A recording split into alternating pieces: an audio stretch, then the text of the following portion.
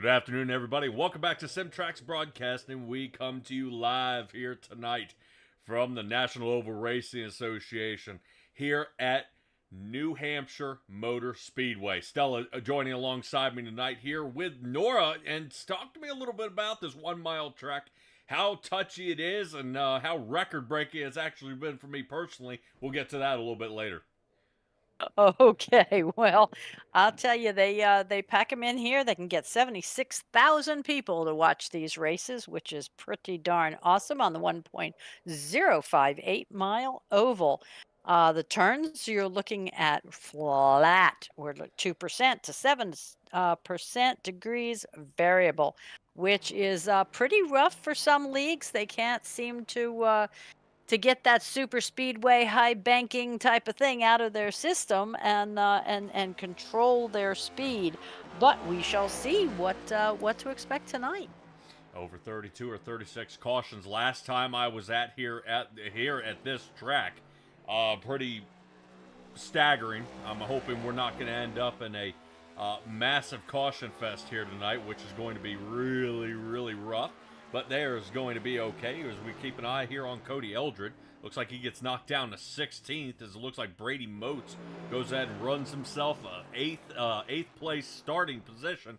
But Stella, once again, this track is going to bring us a few surprises here tonight. One of them right now actually being our guys here in the top run. We are watching two Fords lead a giant crowd of charging Chevrolets here. 3rd through 9th, all the way through. We finally get our first Toyota. Only in the top 10 will be Justin Moody, and that will be it for the moment, as a few drivers are not going to be qualifying tonight. Stella, I don't know if we have any sort of penalties out there, but right now I'm not seeing Tim Harper, Corey Harville, Kyle Rochelle, Nick Geilis, Kevin Baumler, or Ryan Patty. None of these guys are going to be qualifying here tonight, so they are going to be on the back foot here most of the night. And I'm interested to see, can they recover from all the way in the back of the field without having much track here to really take advantage of and move their way up to the front. Yeah, it will be a trick. We are looking at only the fact the 60 to 65 feet wide on this track, which makes passing a little bit injurious. I'll say. All right, well, drivers are getting ready to get out there on the grid here in just a moment as qualifying has finished up. So why don't we go ahead and take a look as the pit crews are now moving to their respective positions down pit road and for tonight's race. Temperatures are going to be 77 degrees on the track. Stella, oddly cold here tonight, so it's going to be a little tough for these guys coming from over 100 temperature track to now below 80 here. Speaking of 80, 181 laps are where we're going to be at tonight. So you might think, boy, this is going to be a while. Hey, we're going to be ticking these off really quick. So the stages will be at 42 and 111. You said that right, correct, Stella? Yes. All right, 60% fuel limit, 5 sets of tires down the pit, and of course, no fast repairs. You know us. Patrick Morrison here as your lead producer, commentator. Sitting beside me here will be Stella, and race control will be Jacob Gladelick. Appreciate him out there as he will be in the choose cone car, which oddly enough is an extremely devastating and treacherous position out there, as we've seen a few guys almost make contact, but the only one goes to Corey Harville, who has taken out the choose code car once so far this year. Well, let's go ahead and take a look at our starting grid here for tonight. Dustin Cleveland and Jacob Malone do seem to hold those positions for 1 and 2. These guys will be racing side by side in the front row as Tom Senchak and Dylan Banks will be starting directly behind them. Let's keep going here with the Chevys, where Vincent Arthur and Aaron Krolick sit for row number 3. Thomas Walter, boy, he had the pole position there for a little bit, but he did get knocked down 6th position. He'll be starting 7th next to Brady Moats, who was really on a roll there. Only 1 lap qualifying, he makes the most of it. Dakota Moniz will be sitting in the 05, sitting 9th, and on the outside of that row number 5 will be Justin Moody, the only Toyota to make it into the top 10. Moving on back, we find Matthew George out there. He'll be sitting in 11th next to Blake Hoppy. Hoppy's been in a little bit of trouble here lately, kind of either getting put into the wall or ending up in some trouble. He'll be looking to try and turn that over here tonight. Jake Christenberry and Josh Conover. That'll be row number 7 for you guys. And now we start working our way here toward the back of the field. Kevin Gunther and Cody Eldred will be starting on the back half here, where Brandon Dunford and Alan Kulikowski. Now, Kulikowski, I believe, actually had a top 10 last race. Not bad, as he starts from the back 90% of the time. This guy's able to stay cool, Kulikowski, and collected up to the front. And now Scott Kerberg will be starting in that 19th spot. Ryan Ferraro, hopefully he's able to complete this race. Last time he was out here, Ferraro was in it, and then he was out of it. Right now, he'll be starting in that 20th spot. Tim Harper starts 21st. Ryan Patty is our 22nd driver. And Kevin Baumler, watch out for him. He'll be starting 23rd. Next to Kyle Rochelle. Now, Rochelle, I'm hoping he'll bring back that Milwaukee paint scheme. I think he did a heck of a job out there, but we're probably in the late Apex Racing Chevrolet out there tonight, as he is going to be starting in that 24th position. Finishing out the last of our grid here, where Corey Harville is all the way here in the back in the number 92.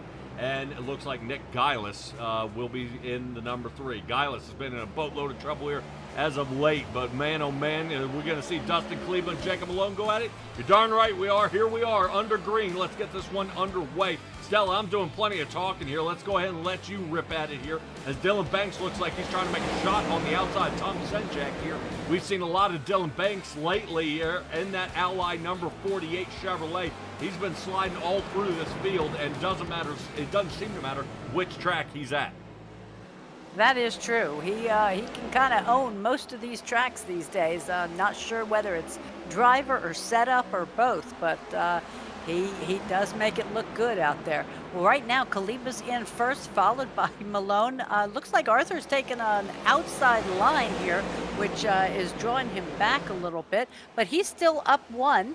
And Senchak is down 2 by this point, and that takes us through the top 5. Yeah, we already got guys shuffling here in the back. Kyle Rochelle on a roll here already. I know we do hang up toward the front to see if any battles happen. I do want to show you Kyle Rochelle, who's moved up 5 positions here so far, putting Kulikowski back a position here and still on the roll. But Vincent Arthur, you were saying originally that up toward the high line. Yes, it is. That does seem to be the setup of choice for him here tonight, and I'm hoping to see he stays out of trouble. Remember, Vincent Arthur has been trying to really come on late here, and I've even put, I think even in the bio down at the bottom, can he get out of this slump? And I hate to say it like that when Vincent Arthur has been coming out here, nailing down some solid times. He's been winning races, and now all of a sudden this guy is starting to end up with a bunch of DNFs here.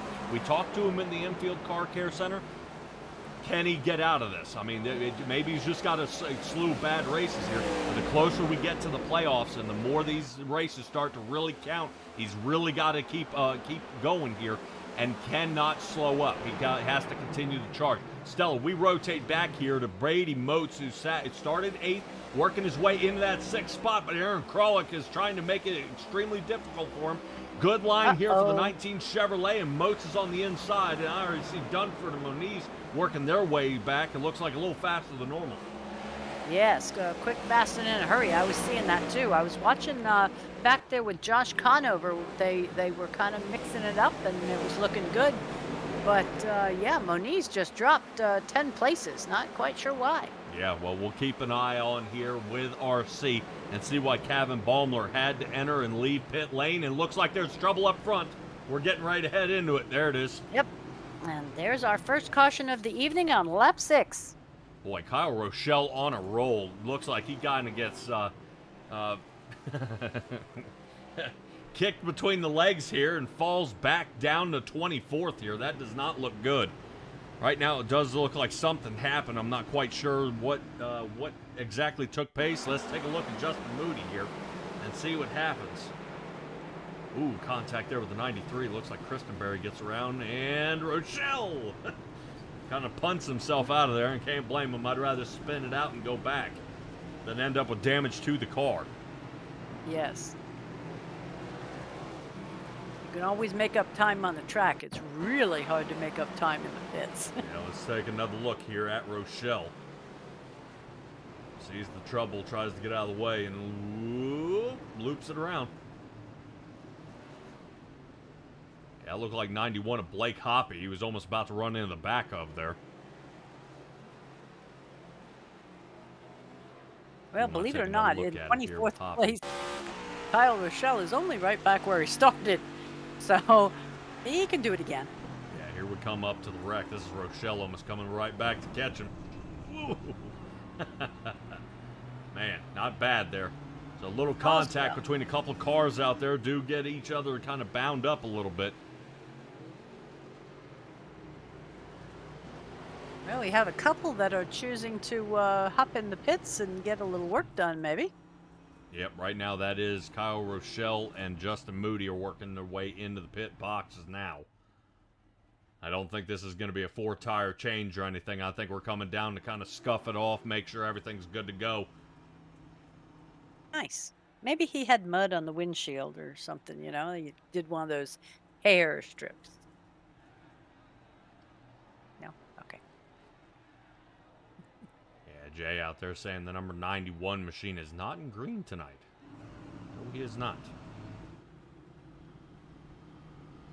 So we're in a black and white, black and gray engine ice. Yeah, a little bit different.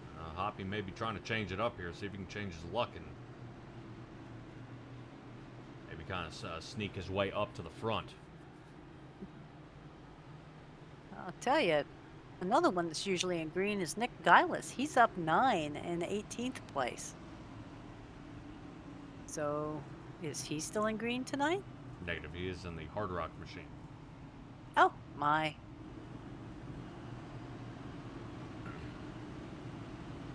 Right. Well, what can Jacob Malone do to offset Dustin Kaleba here? Kaleba's been on a roll really well.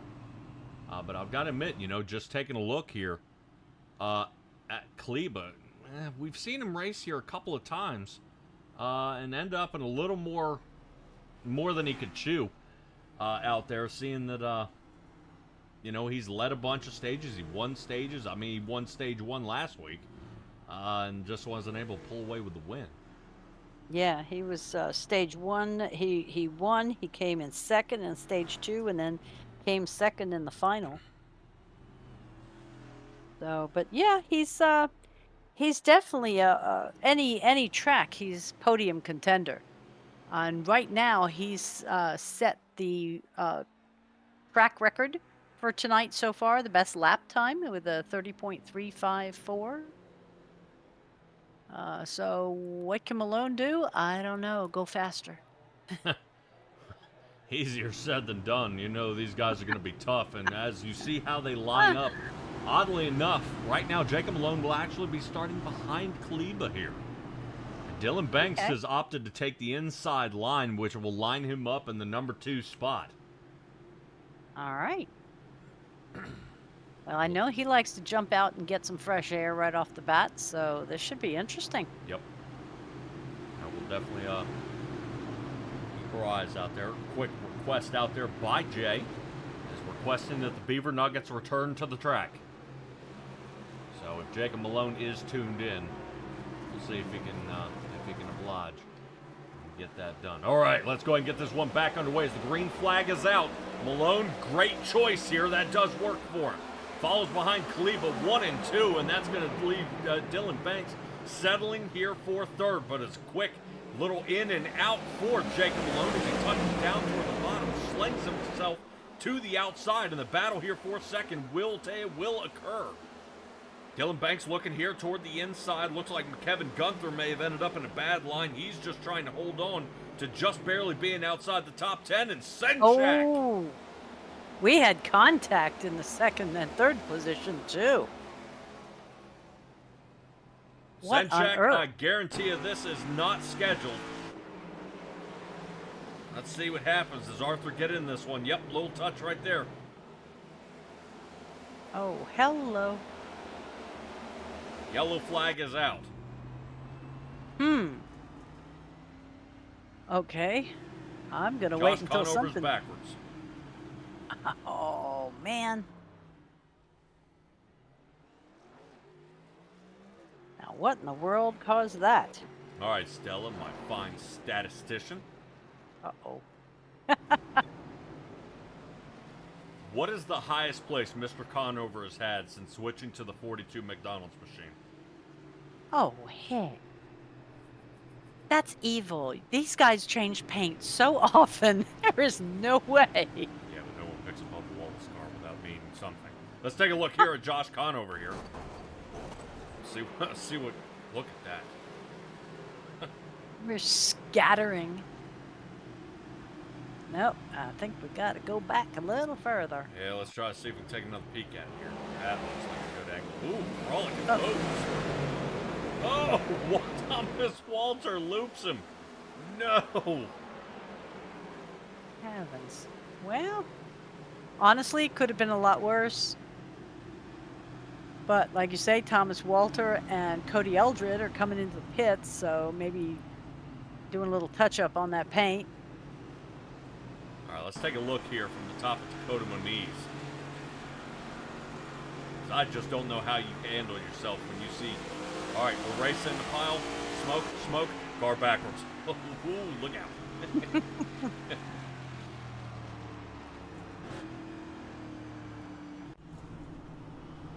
All right, Stella, 14 laps. We're on our second caution. Oh, no. And Jay out there says Josh maybe needs a Happy Meal. Oh, our chat is lively, we must admit. Yeah. Right now, a couple of guys have taken a little more time in the pit than you would expect. Yeah, I'm looking at Thomas Walter here, sitting with 23 seconds down in the pit. I don't know if he had any contact with the wall. Cody Eldred seemed to have some trouble as well. I don't know if he's serving a penalty or what here, but we'll see how the 57 gets rear-ended there. And that would explain why Cody Eldred came in. You see his nose is smashed in. Yep.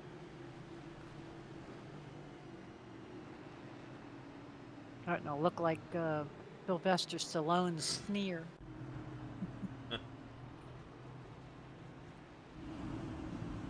Alrighty. Quiet mover here so far. Tim Harper, Ryan Patty, Kevin Baumler are up to now 11th, 12th, and 13th. Each one of these guys has gained 10 here on the night. Very nice. Yeah, so far so good. It seems to be working. They're working their way up to the front. See if this does continue.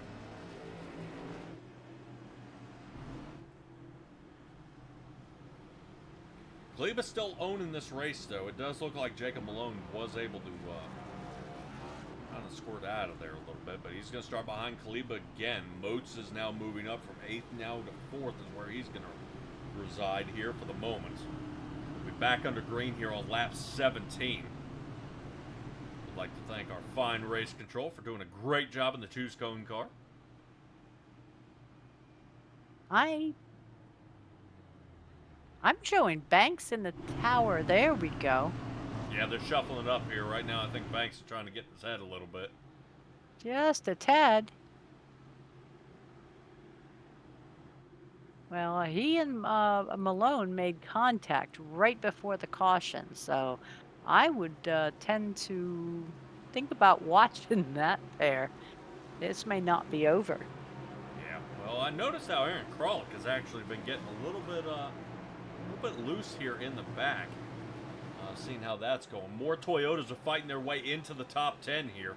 Gunther's sitting 6th, Hoppy's 8th, and it looks like Ryan Patty may be sitting 10th. But that outside line is just taking off. It looks like Banks fell asleep on that start. Vincent Arthur is going to be able to continue on through with these guys. What an excellent race move here so far. Sitting on Vincent Arthur's car. Oh, yeah. A little pop there to back Aaron Kralik. Hopefully that doesn't get him a little out of shape here.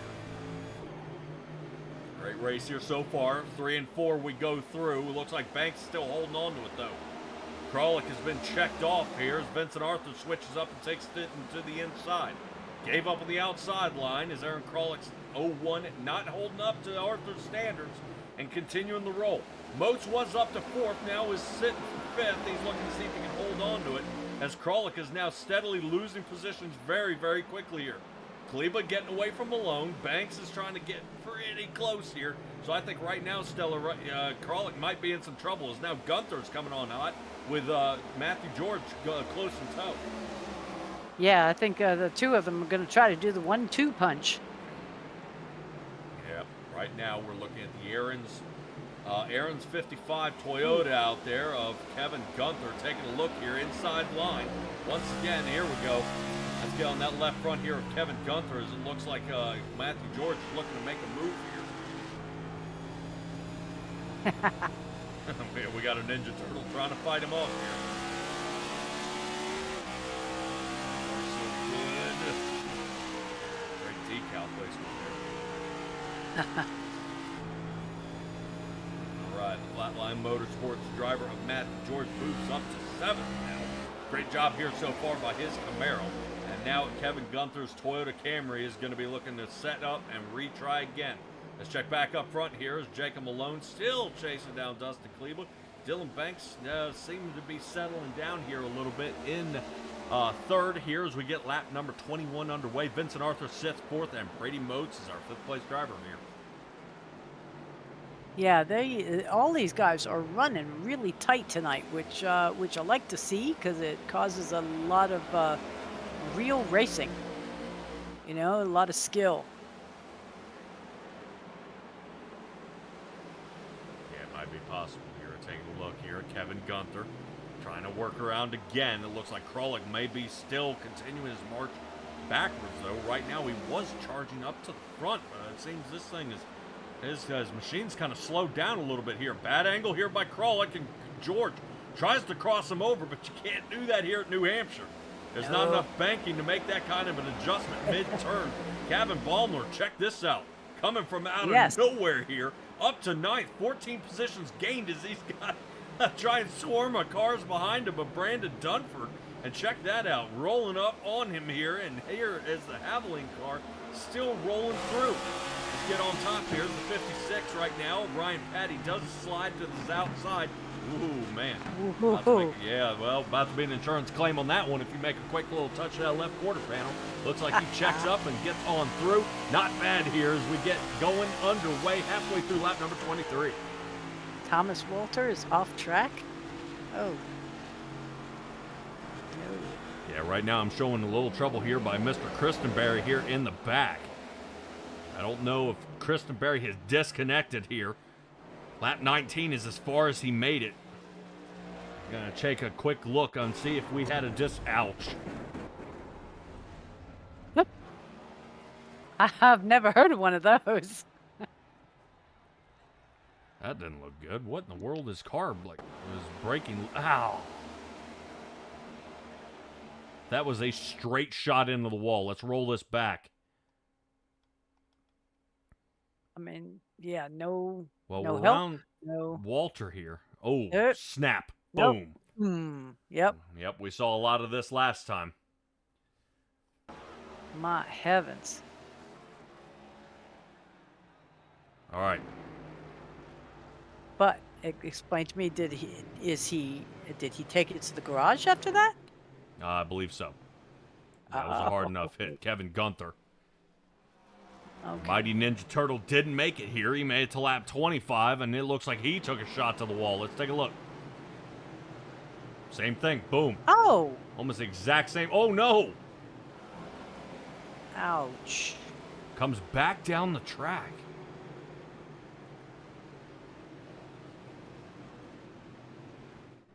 Yeah, somebody got a serious rearrangement on the right side of their car there. The number 3 of Guileless got it. Oh, no. Boom. Oh. Conover I was just dodged looking the at him bullet going, look how well he's so far up. He's like in 10th. And then he gets mashed. Yeah. Oh, I mean, mashed. Well, let's take it in and patch her up. Come on, Jay. Where's my tape? Alrighty. So Guileless will be working his way down pit road as one donation's been made here tonight. Let's get back up front where Jacob Malone and Dustin Cleveland have yet to pit here so far. I don't blame him. We've spent a good amount of time under caution here. Stage will be at lap 42.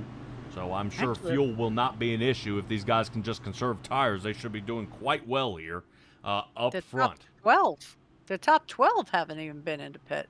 Right. None of them. Yeah, So, a little offset touch here might be a good idea for some of these guys. wow.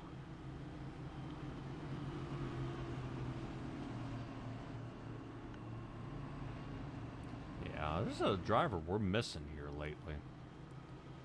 Where is Mr. DeTalent?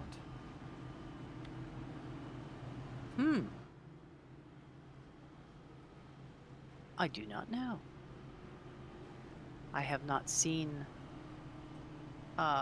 any reports of his demise. Yeah. So maybe somebody will pop up in our broadcast talk or out there in the chat if they know. That was a driver. I would expect this to be one of his good tracks he'd be at here tonight. I'd like to see him tumble around here in the top 10. So maybe we'll set a bounty out for him and try to find this guy. All right, Stella. Right now, still in pit road is Guileless. Looks like he's going to be working his way back out here.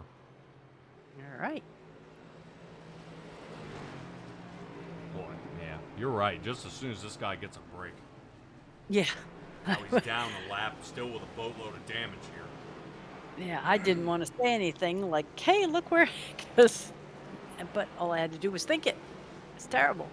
Two drivers have retired here for the night. Kevin Gunther in the number 55 Toyota, and another Toyota of the 93 of Jake Christenberry.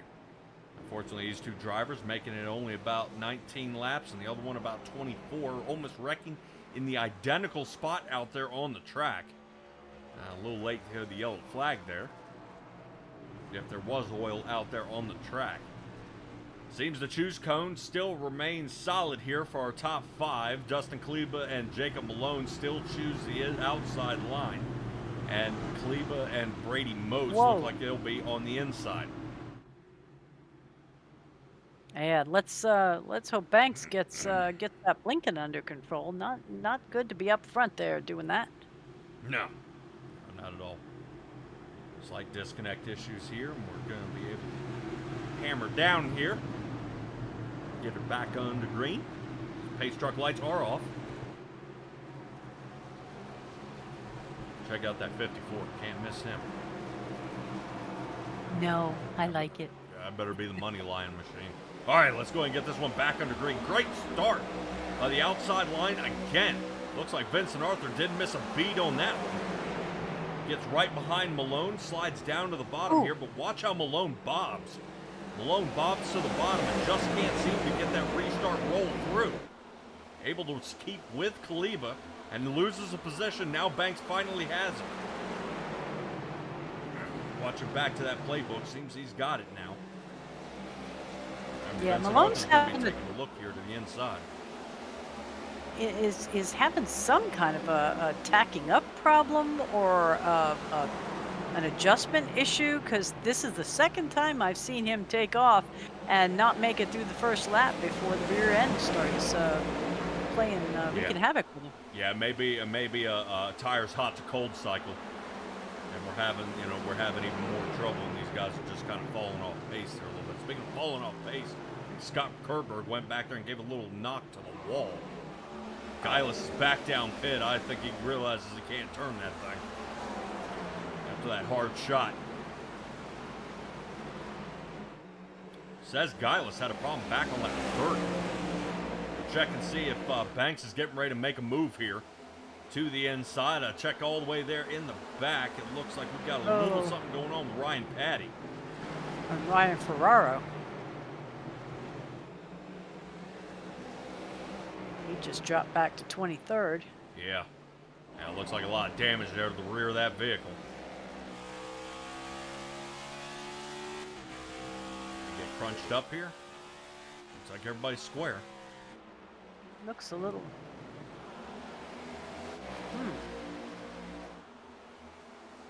I mean, he just dropped like a stone there. Yep, keeping within a quarter of a second here. It's Kleba and Banks. Another quarter for Malone. Whoop. Okay, what happened to Brady Moats? Moats is the usual blinker. Oh, no. Yeah. Okay. Okay. Well, check out how look like Flatline Motorsports here is clumping up. I see Brady Moats. I see Matthew George. I see Josh Conover.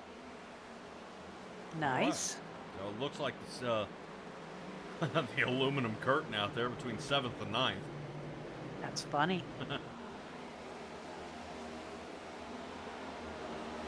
in charge here. Check out Matthew George here to the outside.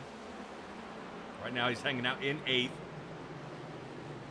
Sitting in that Chevrolet. Keep on going. He's going to lose that position here to Moats. Moats gets it back. Ryan Patty up 16 here on the night. That Geico machine's still on a roll. And not bad. We're under caution. Kyle Rochelle. Oops. Yep.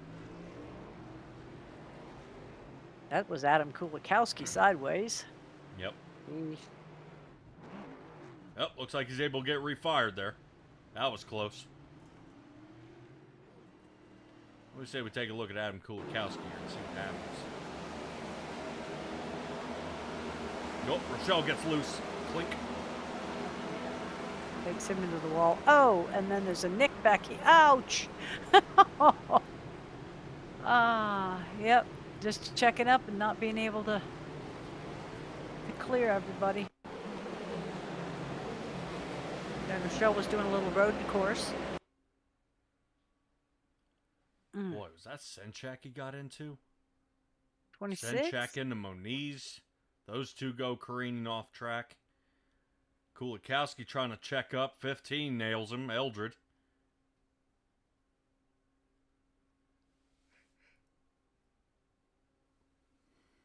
Yeah, I think it was Senchak that got hammered first there. Yeah, when Rochelle got loose. Yeah.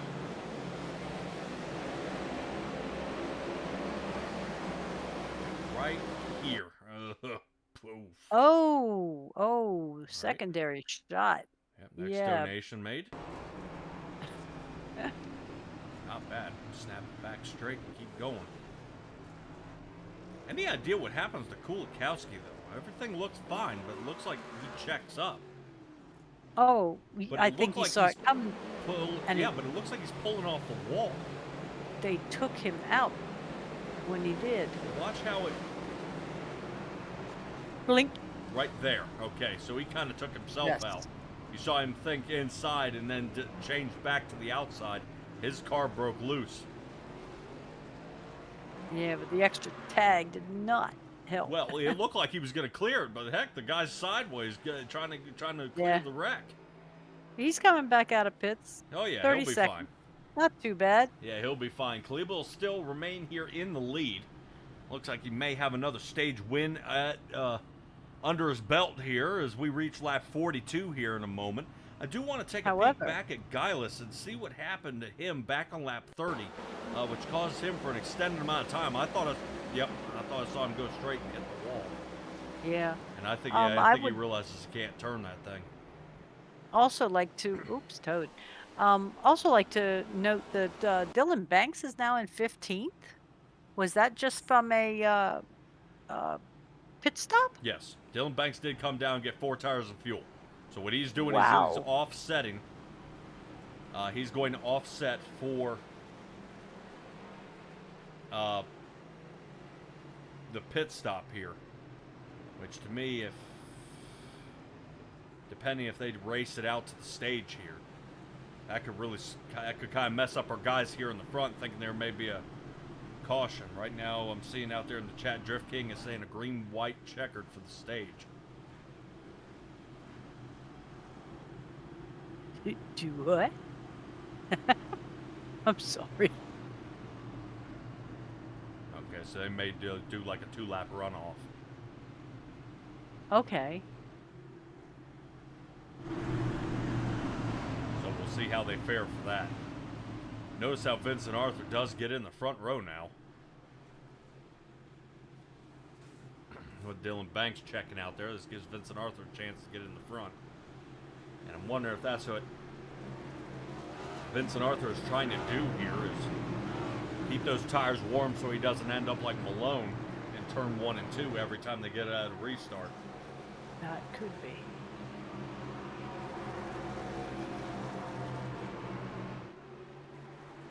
right, pace truck back where it belongs. Let's get this back underway here. Oh. Wow. Had a bit of an accordion on that start up there. Whoa! Patty. Full send here by Ryan Patty. Inside line, 3 wide. Vincent Arthur's getting pinballed around. No. They're not going to cause a caution here. We got too many good drivers ending up sideways. Right now, that is a little bump there by Vincent Arthur, who gets knocked down to 8th. Already, Jacob Malone gets knocked down to 5th. And Ryan Patty is able to squeeze through for 2nd place. But his tires are getting heated up from guys saving it here. That allows Corey Harville to gain his 22nd position here on the night. That rookie's sitting in 3rd. Right now, he's only got one more lap here before we get to stage. Yeah, it's that's impressive. Matthew George is still in the mix, though. He's in 3rd with Corey Harville right beside him. Oh, if we can just hold this another lap, we can get a nice, clean... Ooh, that's a nasty little bump there, isn't it? Well, we're keeping Going an eye into here that on turn. Brady Moats. Right now, he's been front wheel drifting here. He's been having a heck of a time. Oh, There's the contact. Yep. Moats to the outside. Jacob Malone is going to squeak away. Looks like 4th for him at the line. All right. Khalipa, Patty, George, Malone, Arthur. 1, 2, 3, 4, 5. Wow. Well, That let's was take an a- awesome move by Patty, to be perfectly honest with you. He saw it coming and he jumped for it. But Malone again is, he shimmied first before Moats got him, made contact. He is having a bear this evening. Yeah, I'm wondering if it's any kind of a tightness issue or is a looseness. It seems the car seems to be rotating okay. It doesn't look like he's fighting it too bad, but it's just not one to hang out with him for very long. Our driver who was up front here, good chunk here of the night, was Dylan Banks. He's able to work his way back up to that 10th spot. Yes, As you said, he was down in 15th. he was. Yeah, That's that was a huge stack up, though. pretty quick. All right. Well, here goes pit road. Everybody but Banks and Krolick and Ferrero, who just came through and Tim Harper on lap 36. So there's your offset pit strategy.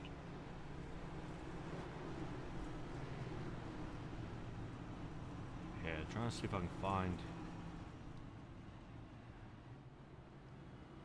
where we I want to take a look back at that restart here with Patty as these guys are heading down pit road. And what possesses him to send it in like this?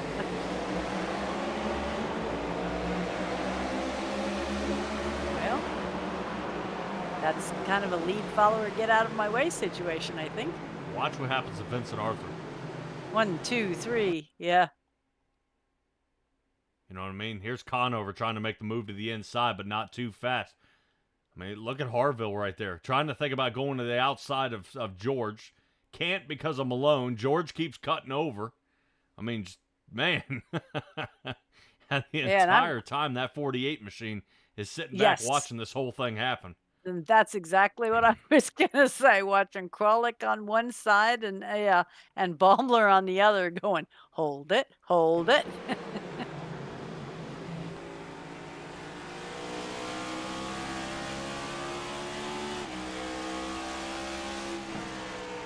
See if we can get another look at it here. Hopefully from the top. Come on. We'll see how this field spreads at that restart.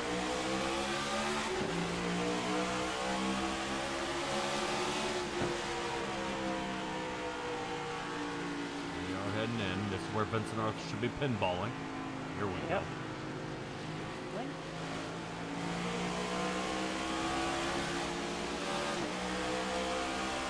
Yeah, that's what I meant, where he was just watching the two of them. All right. There's just a lot happening up here. Yes. He is sticking to it and not getting himself in any trouble. Look All like right. Aaron Kralik finally gets up into a podium position here. He'll be sitting second on this restart. Ferraro, check that out. Yes. Well, same pit strategy, but oddly enough, it looks like Ferraro's sitting with a 6-second pit stop time. Yes. Now, he may very well, it was his second pit stop, he may very well have taken his tires already in his first pit stop. Doesn't feel as though he needs another set.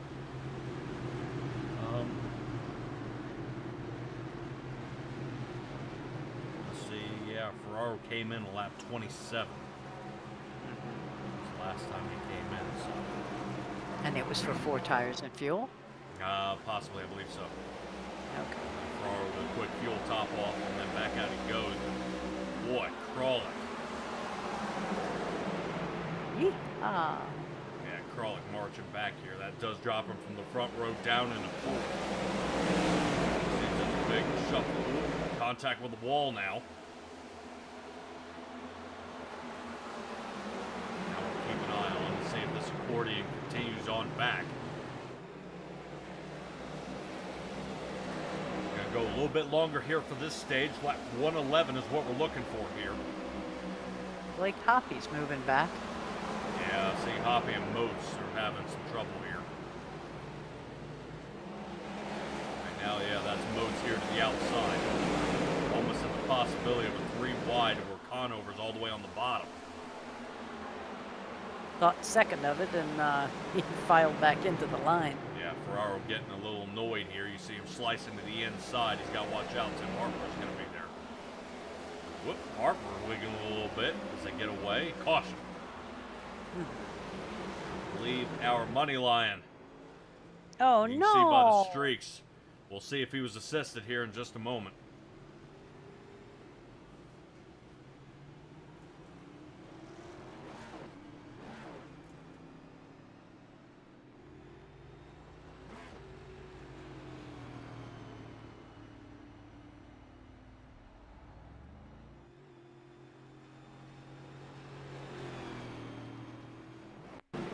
Let's see. End up under caution here on lap 48. And, yep. Yeah, not much you can do about it. It kind of committed to the premature left turn. Yeah. A little loose there. Kevin Balmer. Track may be changing up for him a little there. Temperature-wise, we'll see if that is true. Track's 91. Okay, so we went from 77. No, the temperature of the air is still 70, but our track temp is 91. Okay, we started 77 degrees out there on the track. Oh, the track temp? Yes. Oh my. Okay. Yeesh. Yeah, so it's heating up, so now it's starting to slicken up a little bit. And I was just saying how interesting of a ride this was going to be here tonight, seeing that these guys were racing in below 100-degree temperature out on the track, and it seems to be creeping up closer and closer to that 100-degree mark. Yeah, now see, I noticed that also, normally they have at practice, 0% usage, and then they got a little carryover when they go to qualify, but race time was the following day, at 2 o'clock, and we're looking at a 45% usage with slight spots of rain after qualifying. So there could be some very strange things happening on this track tonight. As far as I don't know, maybe that's the odd snapping off to the right. Maybe it's a spot of wet or something left over. No, we were talking a few weeks ago about the cleanliness of the track. Yes, it may be in usage, but rain will actually clean the track in some areas if that was the case. So these guys may be dealing with a little bit of grip here and a little bit of grip there, but iRacing has kind of taken it upon themselves to be the pioneers of the dynamic tire model out here. So these guys are really battling things they've never done in the years of the iRacing community out here racing. So what a lot of guys are noticing that The tires are changing, the track is changing. It's ever so much more than that. I don't know if you tuned in to any of my Twitch streams out there, Stella. I know I sent you a couple of them. A lot of things I would ask my crew chief, hey, what is the track temp? Because to me, that's what was changing my tires. Oddly enough, I was ahead of the time, you know, because that's what I was expecting is what is it going to do to my tires? Do I need to make an adjustment when I came down in the pit? And a lot of these guys are now starting to not just hear about it, but they're feeling it now. And now the car goes out there, you've made your adjustment, and right now they're having to switch up a 15-degree difference on the track. Okay. So if somebody like Jacob Malone did not make a aggressive enough change or a change in the right direction heading out at pit here, that's going to be very, very difficult for him. Jacob Malone was actually showing down 2 laps here. He was in the pit for about 4 minutes. Yeah. So now what are we looking at? Tire pressure? What kind of adjustments can be made in this league? Both. Some you can make a tire pressure adjustment. Sometimes you want to mess around with a little bit of track bar adjustment there in the back. If this car's starting to get way too loose, you can make some adjustments there. You used to be able, back in the old Gen Cup cars, is put tape on the nose of the car. And as this starts to heat up, you kind of want to get rid of some of that tape to avoid overheating. Overheating. Yeah, but that is not going to be the case. We don't mess around with that anymore. These guys are kind of fixed in the way it goes. But speaking of the way it goes, Dylan Banks, there he goes. Quick jump there, gets out to almost 4/10, half a second now, and he's squeaking away. Kleba's trying to take command here of Aaron Kralik, get him in the rear view as fast as he can to try to run down Dylan Banks. He's going to. Kralik is now going to drop down to third here. Vincent Arthur taking a look to the outside. Wow, and he's having choices made by, actually for him, behind him. Tim Harper looks like he's not happy with how that Camaro is running in front of him. And he said, get that Chevy Power out of my way. I got a horse and it's time to run. Yes, he did. I was very surprised he didn't come away with a bit of a U in the back of that car there of Kralik from Harper sending him along.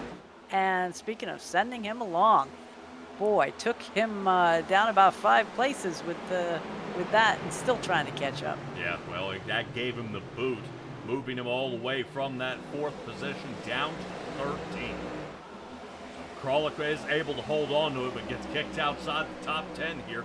One that's fighting to get back into the top 10 here is Kyle Rochelle. That Chevrolet is now watching another one slide in front of him here, Thomas Walter. And tags him right in the back corner and back to the pits. Kyle Rochelle's going to go. I'll tell you what, that guy... Not tonight. Oh, man. I wonder if we should team him up with Kevin Foster out there, because whatever he's doing, trouble is finding him, and no matter what, he's trying to get out of there, and things just not going his way. Things are happening out there, and it's not good. Now, isn't Thomas Walter here? At one point, he was sitting the pole in qualifying? Yes. And Thomas Walter will be down in 14th now. Yeah. That's a hurt. All right. Let's watch Thomas Walter here. He breaks sideways. Watching number 57 machine. That is Conover. Whoa.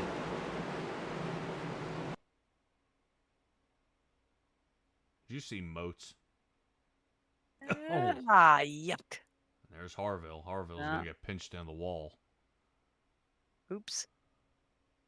And here's Moody saying, don't touch me, don't touch me. I'll stop, just don't touch me. I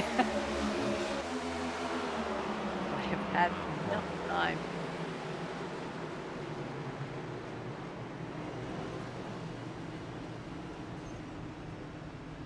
And the worst part is if you kind of keep an eye on Rochelle there, he actually checks up.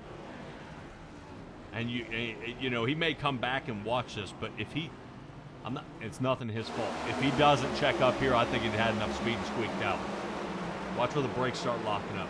He notices trouble right there. He starts braking, and then catches him. But How in the world are you gonna know No that? idea. That comes from inside. No idea. If Ugh. he had full Senate and had the gas to the floor, he could have obliterated somebody. But in the same respect, he's going to notice that if I just stayed on the gas, I'd have had another 2 or 3 feet, and it might just miss me. And Harville would be the one ended up down pit road for an extended amount of time.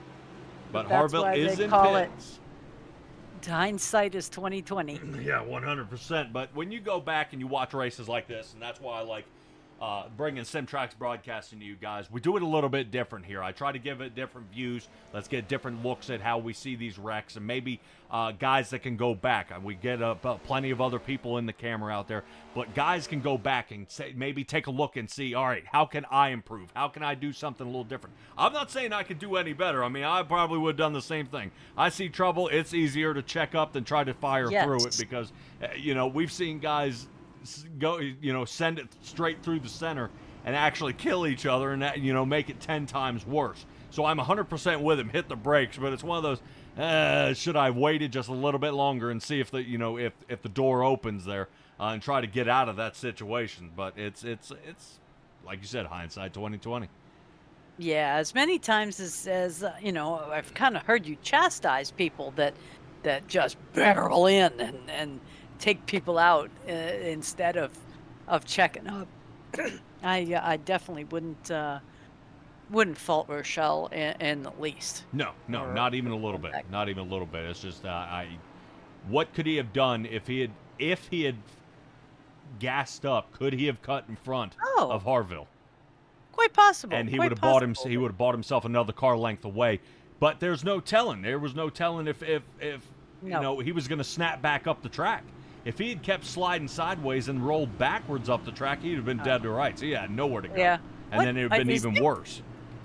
Was there contact just now with Conover? On just rolling along here? Maybe. Guys will probably bump and bang each other out there. Why? Under caution? Of course. You gotta let them know you ain't taking it. Alrighty. Well, we'll see how this goes with Tim Dylan Harper. Banks and Tim Harper get away here.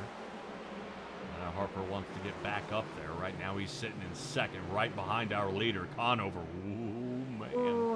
Yeah, Conover might return the favor here in just a moment. Reminds me of Dr. Doolittle. A little touch meat. Ferraro getting a good angle here. He was, but gets almost too much speed through 3 and 4. Now Conover the inside here of Harper. Conover's only going to have a fender on him, though. Brady Moats taking a look. That's going to be close. Right now, Moats is trying to see if he can hold on to it here. Right now, it looks like Aaron Krolick coming back into the party. Up front, we are on top of Aaron Krolick here, and we are going to ride with Aaron Krolick through our next caution.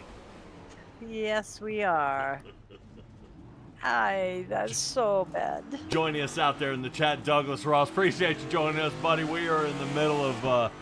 right now, the yellow fever here as we are back under caution for our 8th time here tonight. Only one of them has been scheduled, so we've got 7 under us due to some problems out there.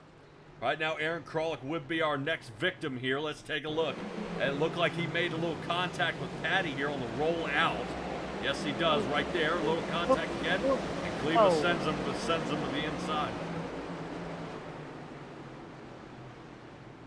Yeah, I would not want to be on that radio listening in right now. Yeah, right now he's saying not the yellow fever. I assure you there are plenty of chrome horns out there being used here tonight. There, Douglas Ross will definitely make sure we give you kudos on that one. Oh, I have so stolen that one, my dear.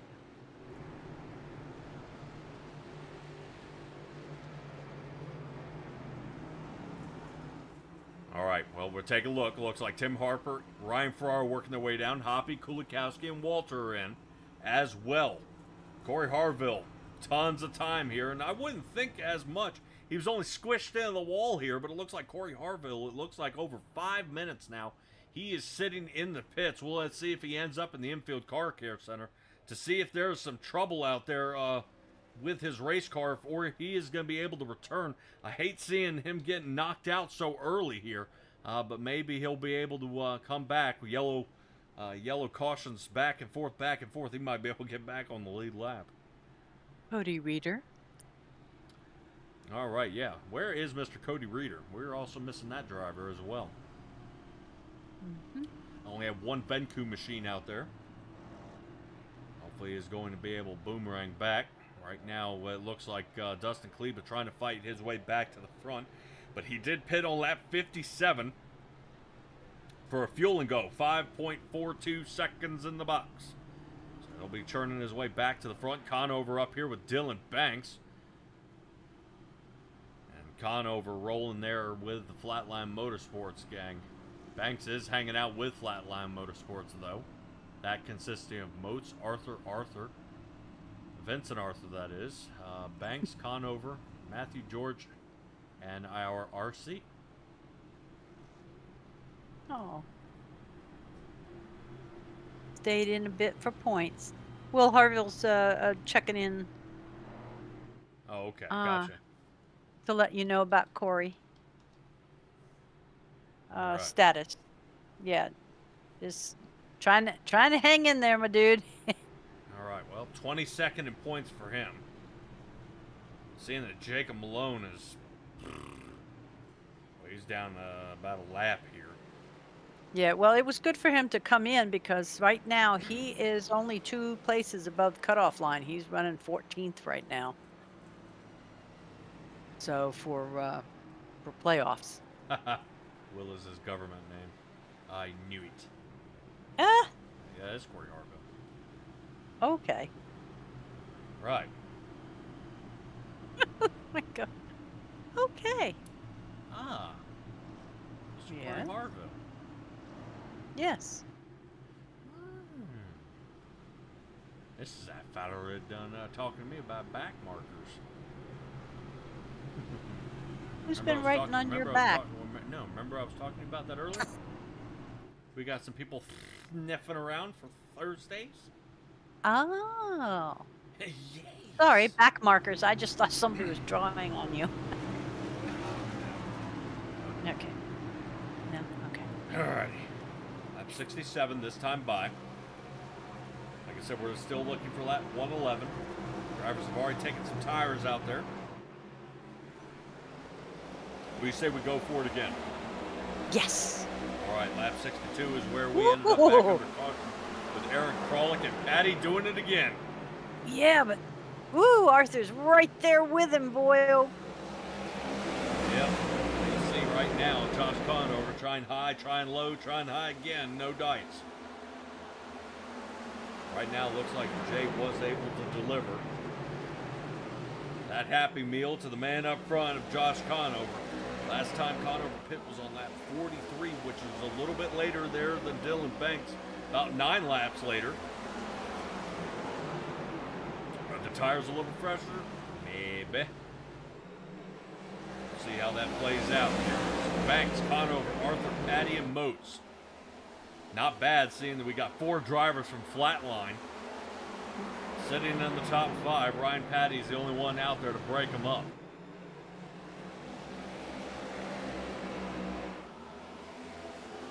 Yeah, we got a little movement around here, but take a look at Vincent Arthur. He's going to try on the inside. And Josh Conover has no comeback. Oh! Vincent Arthur takes second place behind Dylan Blank. Ooh. Sorry, scared the words out of me. Yeah, quick check up there by Vincent Arthur. And Josh Conover had to be on the break there. Look at Patty. Ooh. Yeah, Patty all over the place here. He wants to move. Not interested in hanging out. A little damage there on the right front bumper there of Ryan Patty. The Happy Meal had chicken nuggets in it. Wow. How do you know he wasn't a cheeseburger kind of guy? You know, for people who are watching this and are not watching the chat, we have to be like the worst case of squirrels in the Yeah, world. sound nutty.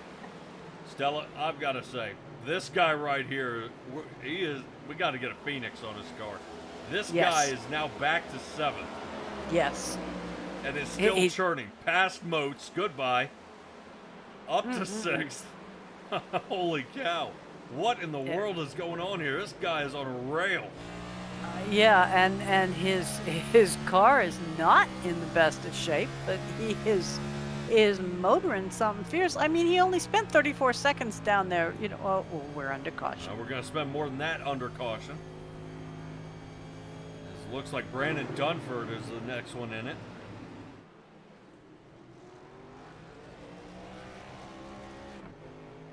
The number 1 Haviland car is spun around here. Pace truck firing up, back up again.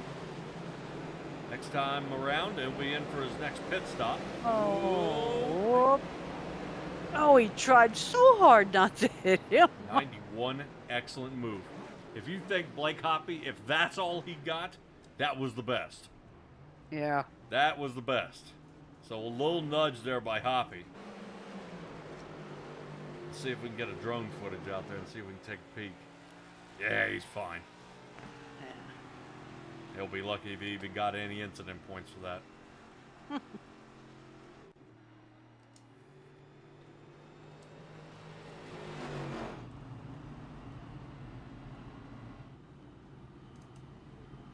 Alright, Oh, so well, the crazy flying Ryan looks like it comes to a halt here as he's going to be sliding up to that 3rd spot as Dylan Banks is working his way down pit. Yes. So I think he decided he didn't like the fact that Conover had so much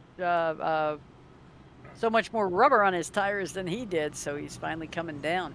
Yeah, well, he's going to be battling through a full field here. As we say that, now I've got to admit, you got to say here, Stella, we got a lot more drivers down pit road than I expected here. All right, now Banks, Krolick, George, Moats, Moniz, Moody, Hoppy, Kulikowski, and Kerberg. Yes. All down pit road here. Looks like Moniz does not beat the Choose Cone car out. That's a joke.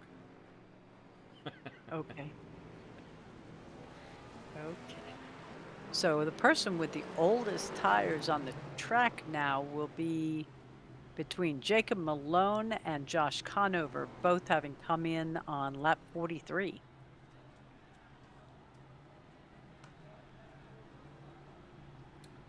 Yeah, I'm wondering right now if that does... yeah, we should have already had Jacob Malone back on the lead lap. Oh, yes. Heavens. And I think Yes, he is. the next person to even be considered out there for a lucky dog is going to be Nick Giles. But he is down If he comes out of the pit. 12 laps. Yes. Afraid so. He just did another touch and go.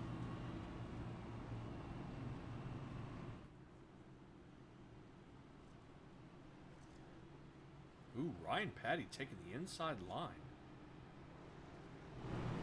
Okay. He's going to send it. He's going to send it here. Look at that. Kyle Rochelle right behind him. Yeah. That blows my mind. I am amazed. All right, Stella. Well, I've been kind of bringing some bad juju here to Kyle Rochelle. It can't hurt to kind of poke the bear a little bit here. If he is the magnet of destruction out there, is that the driver you want around you? Well, sometimes it was not him. It was, he just got involved in it. 100%. You know? RC going to tell these guys to tighten up here a little bit. Right now, we are coming down the back stretch. I sure hope so. Yeah, some of these guys are spread apart by almost 5 to 6 car lengths out there. There they go. RC's getting on them. That's Dylan Banks back there, pretending to be a fish. Always. Big mouth bass. Yeah, take a look at the inside line. Yeah, what? Why is Rochelle hanging? There we go. hanging so far back.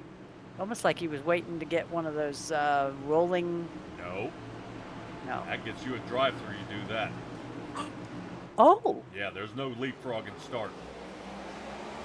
Oh. Okay. I was just thinking, he'd get. All right, here he comes. There we Ryan go. Patty was thinking about it again. Yep. Oh, man. I have not taken the camera off that 56. Right now, he's making a show out here. Making things happen right now. At 1, 2, 3, and 4 is going to be Arthur Connor over Kleba and Patty. Where did he come from? Yeah, Kleba coming alive here. He last pit on Right. lap 57 for a fuel and go. Back out he went. Nice. 20-lap-old tires seem to be working here so far. Tim Harper's in some trouble. As it looks like Kyle Rochelle is able to capitalize, and here Nope. he goes again. Nope. Look Nope. out, Rochelle! Wow. Still right I mean, now, just- Cody Eldred just- is hanging his head. Why would that be? As he gets jammed here. All right, so we'll see. Watch the 27. Spins out. He's like, all right, I'm going high. I've done this before. No, no, no, no, no, no, no, no, no. And now the entire field passes him here. Yeah. Yes. Now Eldred's going to have to fight back up to the front. Looks like he's going to be restarting in the 20th spot. Ouch. Cody Eldred, I believe, was 8th. Oh, he had been as high as I think 14 up from where he started, along with the other two fellas, and yeah, he has seen all of the field advantages tonight, from the front, from the back, you name it.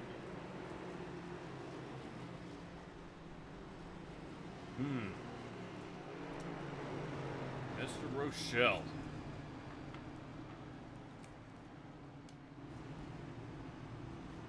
All right, drivers coming down pit road here. Kulikowski, Malone, Kerberg, Eldred, and Rochelle. Hey, check that out. Even the 56 of Ryan Patty will be coming down. Already in Okay. the box, so he is switching something up here. So we're on lap 80, and we have a stage caution at 111. Have 4 tires of fuel for these guys. Hmm. So Ryan Patty's thinking longevity here. We'll have the fresh tires. Unlike Vincent Arthur, Justin Kaleba, Ferraro, and Kralik, and Matthew George, who have decided to go quick stops. Oh, pushing along? Quit that.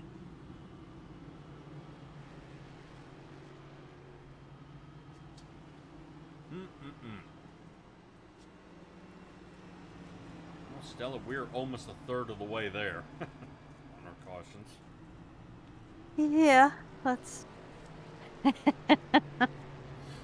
So, guys, this is why I also tell you, when you come out and watch these league races here on Simtrax Broadcasting, that don't forget you have the opportunity to support the league or to come out here and sponsor the league at any point. This would be a perfect one if you were a caution sponsor. That is true. That you would be getting the advertising opportunity of a lifetime. Yep. New Hampshire. But that's okay. Stella, we've seen many leagues, and it's not just this league, that New Hampshire's such a tough track. And as more and more this track seems to change, the more it starts to settle in, the more it starts to wear down. I mean, now we've cooled down the track down to 84 degrees. So much for 91, as we're now going back the other way. We're now under overcast conditions, no longer sunny. So as the track cools down, these guys are almost having to revert how they started the race. Happens. Yeah, let's heat this track back up, guys. Let's do some green flag laps. Yep, definitely a possibility. I think everybody would agree with that. Let's get back here. Ryan Patty chose the inside line, so he's going to get an extra couple of spots free here. Looks like it. All right, good teammates here in the front. We'll see if this pays off. Up 18 is Tim Harper and that number 12 Ford. Remember, the number 12 is the one to help make decisions for you. Yes. Kevin Ballmer. You see he's returned? Way He was up our here. Oh, yes, he was yes, their he last is. 48 caution. My goodness. Not bad. I guess you can go back just as fast as you can go forward on a little short track like this. And normally this is something you see at Talladega or something. Kyle Rochelle already had trouble here, lap 35, 56, and 78. Lap 5, he actually went off the track to avoid a wreck. But let's go ahead and get this one back underway. Looks like Vincent Arthur does get a good jump. Dustin Cleveland decided to follow him, and he does. Pays off here on the outside line. Cano wait for those tires to heat cycle and work his way on through. He secures third, and he's going to probably hang out pretty comfortably. Here's Dylan Banks, breaks into the top 10. Well, I don't know if... Here. And look at how Ferraro is getting pinched up here toward the top. Watch how Krolick's here on the bottom. Krolick going to rotate up. Ferraro going to be in a real bad jam here. Outside line where Thomas Walter is. All rookies around him here. As they snug him behind the 54, Kevin Baumler. He's moving his way up front. The money lion machine taking charge as he gets fifth. That definitely helps, is getting rid of a little bit of that rear downforce. Baumler works through, and now he's going to see if he can pull Ryan Ferraro on through. Not teammates here, but they are still working great together. Yeah, I'm watching Brady Moats, and my goodness are these guys tight. But Ryan Patty is again pushing hard. This time he's choosing the outside line to do that because Dylan Banks has stolen the inside. Yeah, that it is. Krolick does fall out of the top 10 here with that move. Oh. Yeah, Banks loose. Drops back down to 13th. Watch Malone. Malone trying to make it happen. And it looks like our money line goes around. Hold it. No, 45. No. 45 Moniz. Oh, missed it. He's, yeah, he made it. Eek! Oh, my heavens. Yeah, Krolick, I thought for sure was gone, but no. He held on, and the mayhem came from behind. Why are you laughing? Right now, Lady Apex Racing Team of Dakota Muniz, Kyle Rochelle, and Tom Senchak, which is unfortunately retired here tonight, has been on the cusp of disaster all night. How Moniz missed him, I don't know. Carefully? Holy cow, that was close. All right, so it originally started with Baumler. Now, he did save it. Yes. But what starts afterwards, boy. Clink. That does look like Walter kind of sent it in there. Uh-huh. But he ends up tagging the wall, too. Yeah, this is Krolick here, trying to save it. There's Banks. Yes. He's drifting it. My. Yeah, I think the only one was Kulikowski that didn't kind of recover and keep going forward. Yeah, let me take another look here. Brandon Dunford. I don't know if he tried to wedge in here.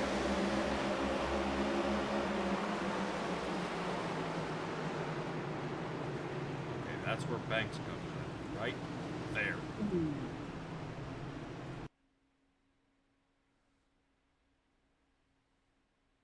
And again. I want to see if we can find something here. And again. Really, guys? With Moniz. We kind of got a little bit of a weird chase copter cam here. A little unusual, but we have one here at the track. Let's take another look here. Right, Moniz trying to figure out how to get through this one. He makes it.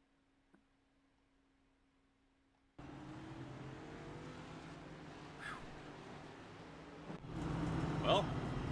Yeah, but the 01, man, I think those were the two that just were bouncing off of each other. All right, guys already choosing their side. Okay. Ferraro taking it. Looks like Patty's going to take the inside line as well. Kralik will be to the outside. Malone chooses outside. Banks chooses inside. Yeah, Jay out there is saying no Cody Height. Well, there's Yeah. no Ryan Bird. Yeah. We got a bunch of names missing here. Stella, race next week. Where are we?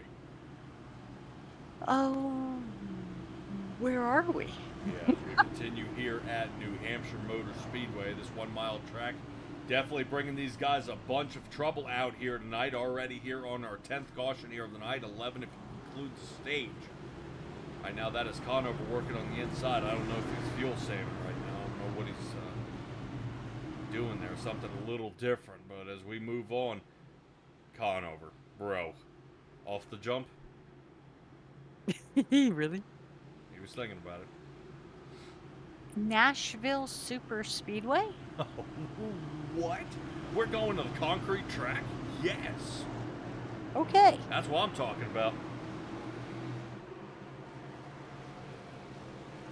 All right. Let's see if we can ride with Kevin Ball. Yeah, let's do that.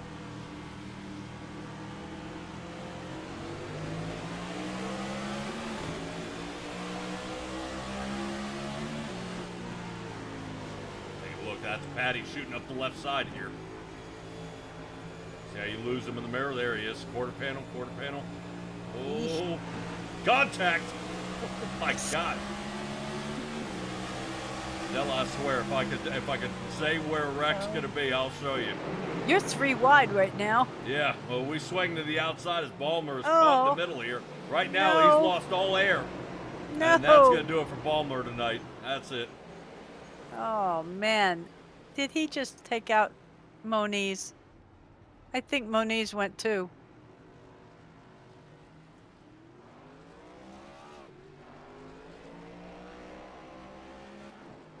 Yeah, it looks like he's still in one piece, though. Yeah, but he did not miss that one in any way, shape, or form. Nope. Take another look at it here. I'm trying to figure out what causes him to break loose. Look how Banks is able to save it, though. I'm amazed. Yeah.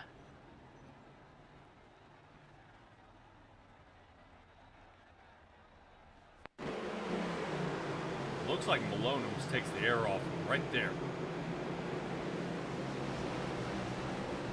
Wouldn't that take the air off the back end of him, though? Right rear spun. Ah, gotcha. I'm trying. Yeah, Ooh. getting the hang of it. Oh, no. See, he's crab walking. Yes, I'm faking it till you make it. All right. Now, kids will be happy to know somebody out there doing the crab dance. Okay. You know about that song, that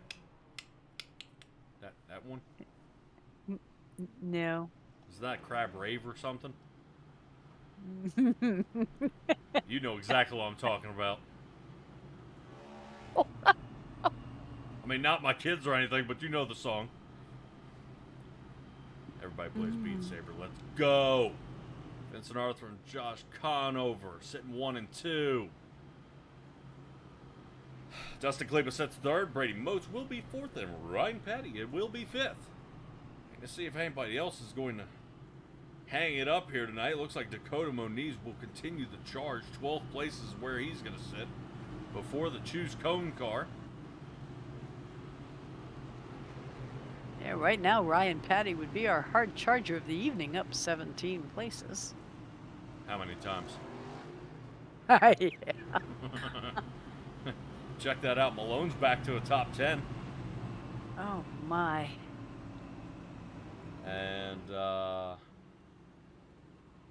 just saw the... think What? Guileless is only down 9 laps now. Yeah, but now he has Kevin Ballmer in front of him to take away his lucky dog next time. Bugger. Well, no, because he's still Sorry. down pit, so he forfeits. Oh.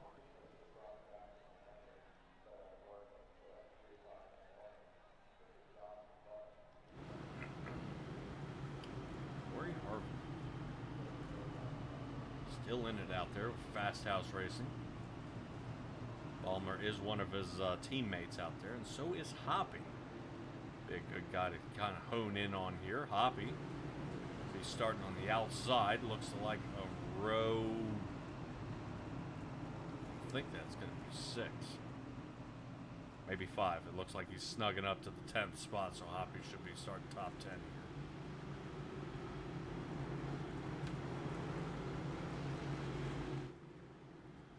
Few changes. Yep. Hip hip Jorge. Matthew George. 5 Chevrolet. He'll be rounding out our top 10. Yep. Check out Ryan Farrar. Ryan Farrar, Ryan Patty. I know with Patty starting on the outside, I'm wondering if he's going to full send it again. I don't know why. Why I'm excited about that. The Geico machine going to send it through here. Let's see if we can sit on top. Ryan Ferraro taking a look forward at Ryan Patty. These 2 rookies going for it. Here's turn 1. Can he clear moats? No. Looks like they're going to have to wrangle him in. Slow him down a little bit. Just back underway here. It looks like outside. Oh, Patty. Oh, hello, Walls. Looks like more of an acquaintance with the wall. Might have to buy him dinner first. Yeah. Man, Patty. Oh, I thought he was coming in again. Ferraro, great turn here. This is going to work out really well for him. Let's get inside. I feel danger. Yeah. Yeah, excellent job. Right now, Ferraro is working on that inside line. Trying not to lose a position, though. He was working on Patty, but it looks like Malone's going to now get in there. Patty slices to the inside. Now going to start working a little bit on Moats. Malone to the outside of Ferraro. This right now is that battle for the 7th position. Yep, Yeah, Ferraro's boxed in. Yeah, now it's first by Patty, now by Banks. Yeah, you had Patty in the front, then you have Malone to the outside. And then you got Banks now starting to slice to the inside. Banks now up to 7th. Taking another shot here. Tim Harper, he pit back on lap 63, 4 tires of fuel. Now he's slicing his way back up to the front. Great job here so far. Let's check in on Dustin Kleba. Kleba now taking a shot here on Josh Conover. This is the battle for 2nd. Clean move. Yep, Dustin Kleba now is going to run down Vincent Arthur. Remember, he was one of our fastest guys out here on the track. 30.35. That's really how fast he's been going. Only a 1/10 of a second slower last lap for Kleba. We'll see how well that pans over this time as Patty now falling back down to 6th. Banks now up to 5th. Banks picking off about 1 position per lap here so far. He'll be so quickly in our screen here of the top 3 drivers here if he keeps his pace. Looks like Moats might be the next one on the chopping block here. We got a driver sideways. Yes, we do. I believe that is Thomas Walter into the infield. No caution. No caution. Yep, let's keep it rolling here. Dylan Banks makes the move. Brady Moats now in the rear view. Now he's going to have to go without draft help or anything up to those top 3 because he's kind of behind. Oh, except he just got a little help from Patty sneaking up behind him. But to be able to catch those top 3, isn't he going to kind of lose the bubble? Well, he's going to lose a little bit of time, which means he's really going to have to move it here. He's got 11 laps before stage. Dylan Banks has to make up a 2.5 seconds here. So any Dylan Banks fans out there, rally caps on. But let's check in on our leaders here as it looks like Kaleba's now making a shot after Vincent Arthur. Arthur staying true to that high line, but Kaleba says, man, I've been running down here all night. Gets clear of him here, but not quite. Looks like Vincent Arthur still holding on to that left front fender to the right rear quarter panel. No can do. Vincent Arthur needs to snug down a little bit. Kleba's going to ride him up the track, and he does. Kleba's loose. Little sidestep there by Kaleba. Spotter tells him not quite yet as there's still a bumper here of Vincent Arthur right on Kaleba. Yeah, he's hanging in there very well. I mean, this is nice side-by-side racing, and we have our first full pass there by Kaleba. Yeah, finally getting a hold of it there. Slings on by. Now watch Arthur send it in. Yeah, he did wasn't high. He didn't mind the high line, but not that high. He had him up in the nosebleed area of the track. And now it looks like he's going to be sitting back here with Conover as Kleber's going to continue to lead this race as he's now putting on distance. But in the midst of all this battling, that has allowed Dylan Banks to shave off 0.6 of a second. Ah. But he's kind of in that no man's land that I was talking about. Yeah, well, he'll grab a hold of Josh Conover here very, very soon. That's how close he is right now. Okay. So draft is prevalent here, Stella, but not as much because it's a short track. Our top speed, about that 150 to 160 mark. These guys are really getting rolling here, but it's not like a super speedway where you were depending on the draft to make things happen. So yes, you do see Dylan Banks right now using as much draft as possible, which now he's in it. Yes. So quick dive into 3 and 4 there. Excellent job. And now you're going to see Dylan Banks starting to reel in Conover here. We may see a pass here for third. I do want to kind of click back, take a check on Cody Eldred. Eldred looks like he's to the outside of Crawley. These two have been having a little go at it here. All 4 of these drivers in our screen have been in multiple cautions here tonight. Eldred just trying to stay out of them. Crawley getting loose. Rochelle's been loose here tonight. And Kulikowski just playing a little wreck avoidance. Unfortunately getting clipped in a couple of them there. Actually getting caught in some trouble. Let's check back on our third place here as Dylan Banks drops below the paint to dive into the turn here. Excellent angle there through 1 and 2, Stella. Right now, watch Banks. He's gonna try to sling past him here. Probably between 1 and 2. I don't think he's got enough of a good roll here to get him through 3 and 4. My goodness.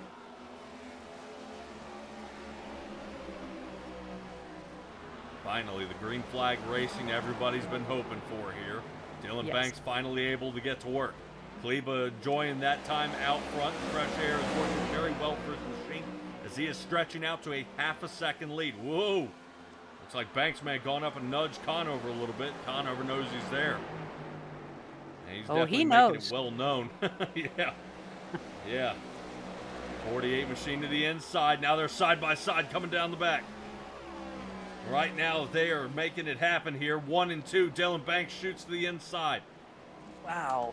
Yeah, right now Banks trying to collect as many stage points as possible. He's not gonna. I don't think he'll get the stage win here, but he is on a roll. Oh no! What happened, Josh Conover? It took the air off the nose. Oh, wow. Caution. Now we'll have to ask RC. Are we going to do that green-white checker because we are within 5 again? All right, we'll keep an eye out there. Conover looping it there. Right now, remember, Conover is on the oldest tires. Back on lap 43 is the last time he put a set on. And this is his only time visiting pit road. Agreed. Well, that was a change of events.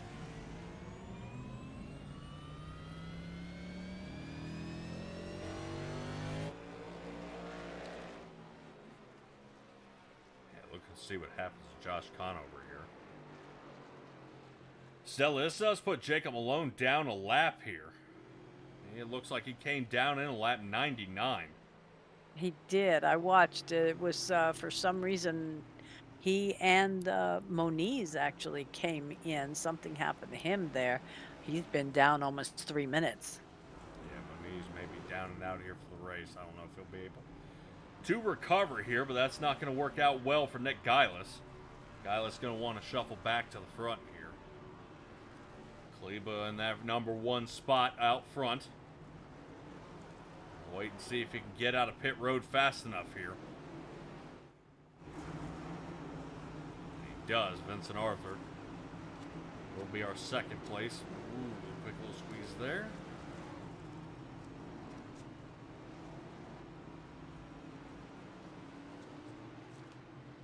Malone stays out there on the track, so he should get the wave around.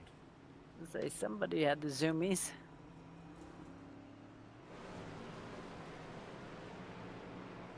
Wow. Now, Josh Conover, I did not think he made any contact when he had that spin. But No, he he did is not. having an extended 29, almost 29-second pit stop. For what you would assume would be 4 tires and fuel. Yeah, unless he was making a massive adjustment. He's been running so well. But he's also been working his way up to the front as well. You know, he's been avoiding some wrecks and trying to stay out of them the best he can. But if you remember, he was actually part of caution number on lap 12 out there.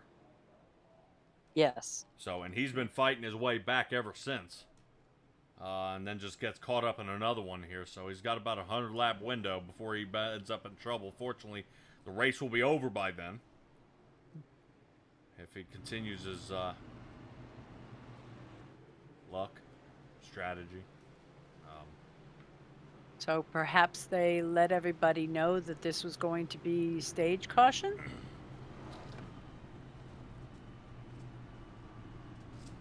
Possibly. 'cause It's everybody- looking like it's seeing how everybody came down pit here. But now we need to step back and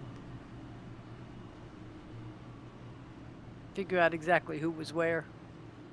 Got Khalib out front. What, Arthur in the middle and Banks third? Yes. Okay. Not bad. So Dylan Banks returning back to the front. Remember I said he's been offset pitting. He decides to join the field and pit for 4 tires of fuel this time. I'd say everybody from 1st to 17th has a pit stop on lap 109. Yep. Alrighty. Couple of drivers out there. Flatline Motorsports getting ready. Full send Motorsports of Ryan Patty hanging in the top 5. Dustin Cleveland with KPR Motorsports going for it here. Wow. Banks is the only one I see going that far down on this track consistently tonight. On how he's And been able to hold successfully. it. Look how Cleveland. Uh-oh. So that's him blocking, trying to keep him toward the high side. Excellent move here. I like the way Kaliba's doing this, but I think Banks with the fresh tires is going to be one to fight here. There you go. Kaliba squeezing toward the wall. Totally. Well, you don't want to give him the angle into this turn, and that's going to work. Vincent Arthur thinking about sending it through. He's not going to have enough. Kleba not going to rotate. Does he rotate to the wall? Yes. Now Dylan Banks, does he get it? Kleba sends it in a little deeper. Not bad here. Good move here by Dustin Kleba as we are sitting right now in the Michelin chopper view here up top. Taking a little look at the different angles here. And Kleba having to do a lot of mirror driving here on the track. Really about halfway. Beyond halfway of this race. Yeah, this is very good though. I mean, this is kind of a clinic or a textbook of how to keep your opponent, behind you either by a block, keeping them away from their preferred line, keeping them. Yeah, this is racing. Yeah, right now this is that shot for the lead. Right now these two guys are within a quarter of a second of each other. We do look back about 3/4 of a second to find Vincent Arthur, who was in the game there for a little bit, sent it in a little too deep and has been paying for it ever since. So now as his tires begin to warm up, he may be thinking long run here. I'm wondering if Arthur's just kind of checking back a little bit, and he says, all right, well, let him run it off, and we'll try to run him down later. It might be the best tactic to use here. Right now, there we go. Dylan Banks starting to fade off from Kleba now. Now he's back by a quarter of a second, and now it's growing. Is Dylan Banks sitting back trying to set him up here, or is he trying to do a little tire saving still? I think he was grabbing a Pepsi. Okay. And now he's ready to go for it again. Eldred around. No. Oh, no. Alrighty. Lap 117. 12th, unplanned caution. I guess it would actually be 13th because we counted the Conover one as caution and a stage. Oh. Let's see. Sheldon. Oh, Kowski. Well. Yep. It's kind of like everybody was trying to straighten him back up there. Yeah, Justin Moody kept him off the wall. Sacrificed his own vehicle. Yes, he did. He said, I just All right, got Jay, out. there you go. Oh, no.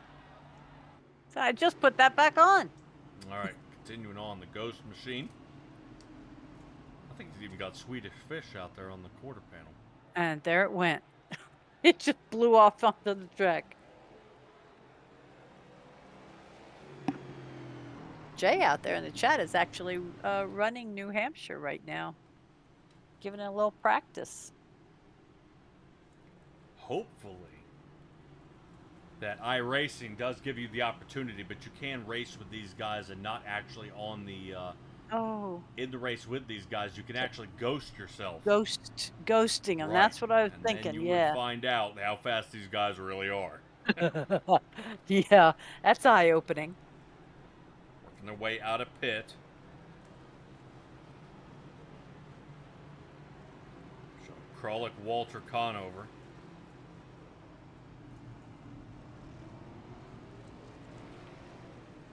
Showing out of pit, but looks like we're revisiting pit. Actually, now, yeah, they're working their way out. Let's get our bell back live. Cody Eldred, 45 seconds in the box. He's got to hurry up and get out of there.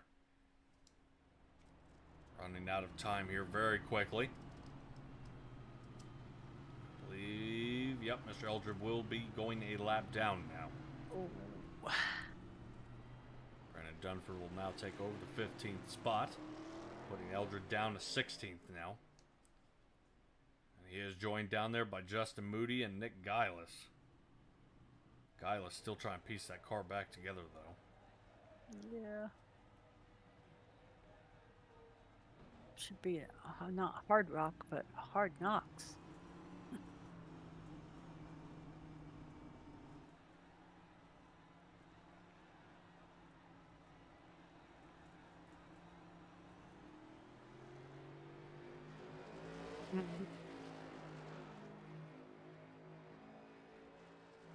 Alrighty.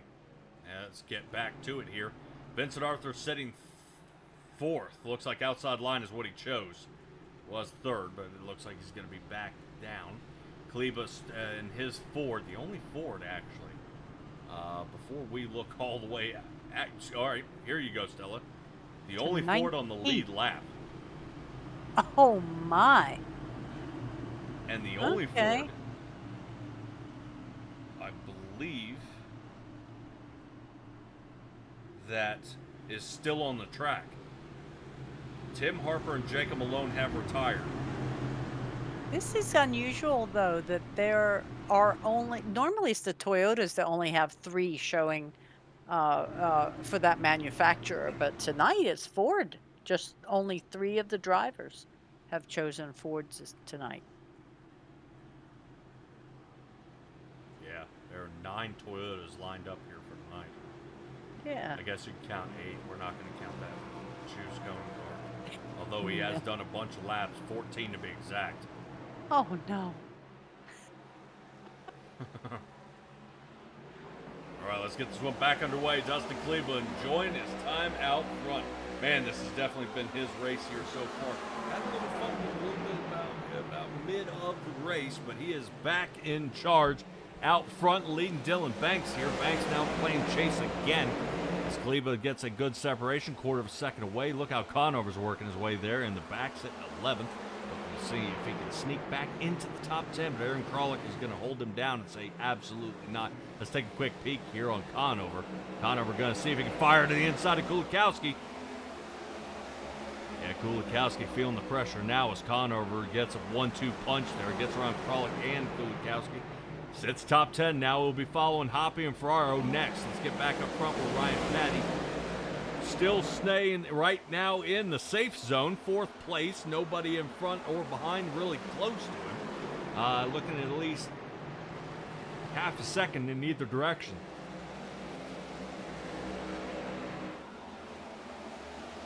Stella Dustin Kleba is out there out front right now. He is our driver who started on the pole, and he's sitting in that number 1 spot.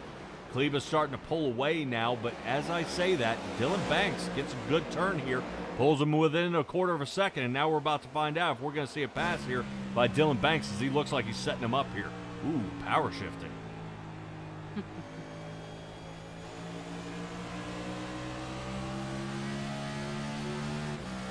Do you think he has changed tactics, figuring if we're going to stay on this track for cautions, that he doesn't really need to save fuel, save tires? That he could basically come down and make those changes at will? Yeah, possibly. Because, yeah, looking at him doing between 3rd and 4th gear, that's kind of unusual, I believe, for him. Yeah, that's why I was looking to see if we're are we allowed to be shifting in this race. Let's take a look. How the heck do you get off of the line if you catch? No power shifting into the turns. Okay, there's the kick down by Conover. Okay, good. I just want to make sure, let's say if an admin's doing it, then he's okay doing it. Okay. All right, these guys have gotten a solid breakaway, about a second away from the rest of the field here. These two up front, Kleba and Banks. Right now, Patty's the only Toyota who sits 4th.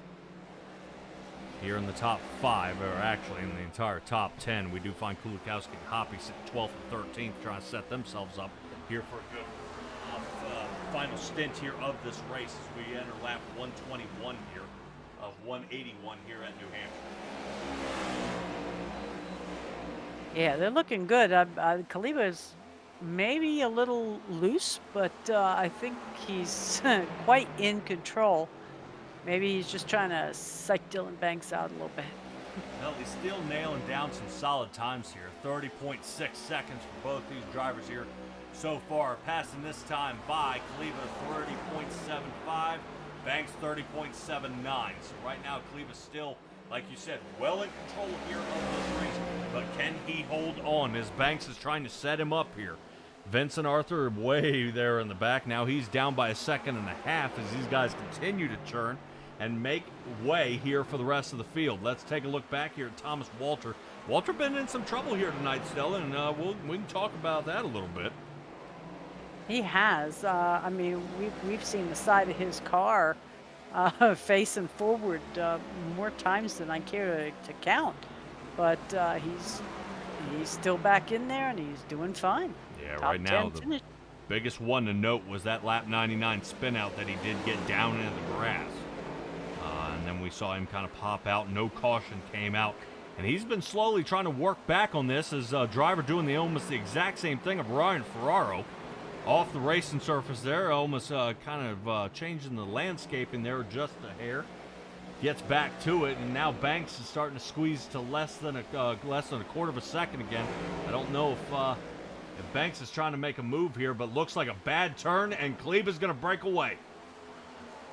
Wow. Yeah, that's an understatement from 0.2 to 3/4 of a second and growing. Yeah, right now, I think Dylan Banks, something may have gotten in his head, or he tried to make a move. Something didn't happen and work his way. Quick little shift there, and it didn't work out. Now Banks going to have to reel him in. Now we've seen in multiple other stages that Banks, it doesn't matter if we're in the draft or not, this guy can start making up time, but he is against one of the fastest guys out there on the track. Right now, so far, Dustin Kleba with 30.8, Dylan Banks with 31.4. So right now, only have about a handful of drivers still under 31 seconds here, and right now we're riding along with them. Dylan Banks does break that time, though. Now he's starting to pick up the pace here, Stella. This is curious to see. Banks trying to walk this thing around. Unfortunately, we do have to wait till later parts here of the race before we finally get the green flag racing that we have been looking for. Kleba out in front by over half a second here, but he is getting ready to run in some lap traffic. A lot of trouble he's going to be looking at here is trying to get out in front of these guys. Right now, I've still got only 20 drivers here on the lead lap. Shave that on down right now. 14 are on the lead lap. I think Herbert might be getting rid down here. Dunford rotating back. I'm trying to see where Giles is here. Giles is taking him up in out there on the track right now. That is Dustin Kleba here. We'll take a sit along with him. I believe that may be Dunford they're reeling in.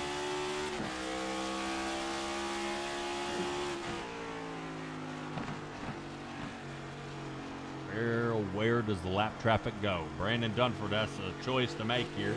In that number 1 Chevrolet, I would assume he would go high through the turns to go ahead and let these leaders on by. Because they are doing much, much faster. Right now, Brandon Dunford running at 31.57 out there. Now Dustin Kleba has his first lap going over 31 seconds. Yeah, and Dylan is under 31, so he is still in the game.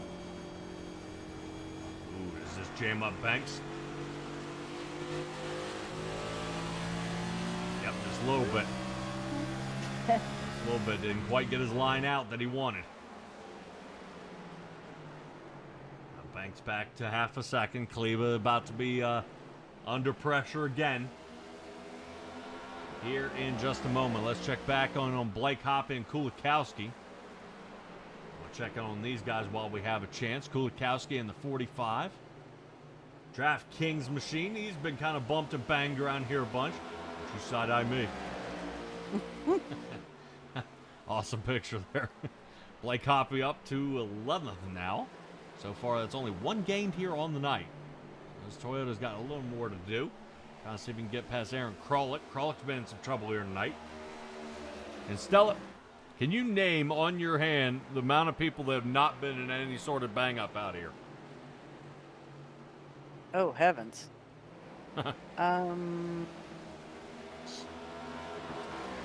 No. Right. I was going to say, everybody here has been in something. I would almost offer extra points for 0 incidents at a track like this because it's just about impossible. I'd venture to say maybe Gladolick. He's the only one that hasn't hit something. But he's the choose cone car. Yeah. Who knows? Take Maybe a look at the Corey fact Harville that fire it back up and go back out there and get him again. yeah, Arthur is over 3 seconds away from either Kleba or Banks, and we're under caution. Scott Kerber. Lap 140. Let's see what happens to the number 14 car. Does he just loop it here? Because I didn't think he's under pressure. Whoop. Hang on, but he's good. Why are we cautioned? There are our leaders. Okay. I say again. We had no caution when the car went through the infield. Yep. I just wonder if it breaks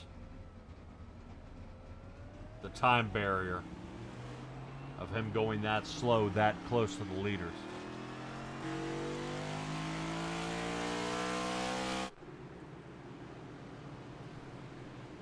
All right, so Stella, one of our cautions has been scheduled. And the number 14 brings technically out our 14th caution. Cute. Yes.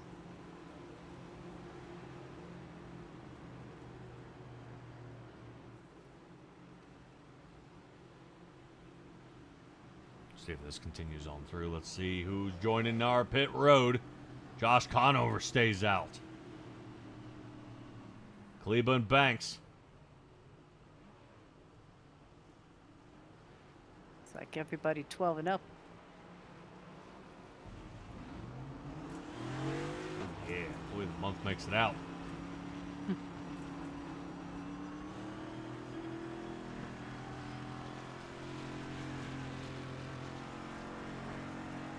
All right, well, it doesn't look like any loss or gain by any drivers out there. I believe Kulikowski is sitting in his pit box here for a while, trying to bang out some of those dents that are around that 45 number. There we go. Out in 32 seconds. Yep, Scott Kerberg working his way on down.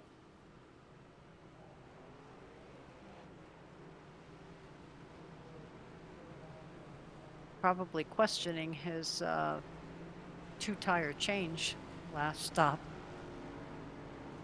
Maybe.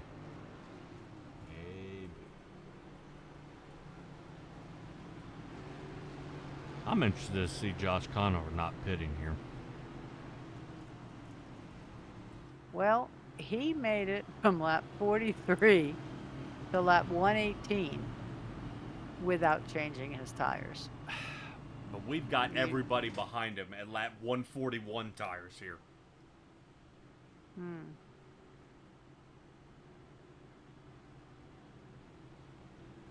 I just don't know how he's going to be able to hang. Just separation here of the amount of laps on those tires.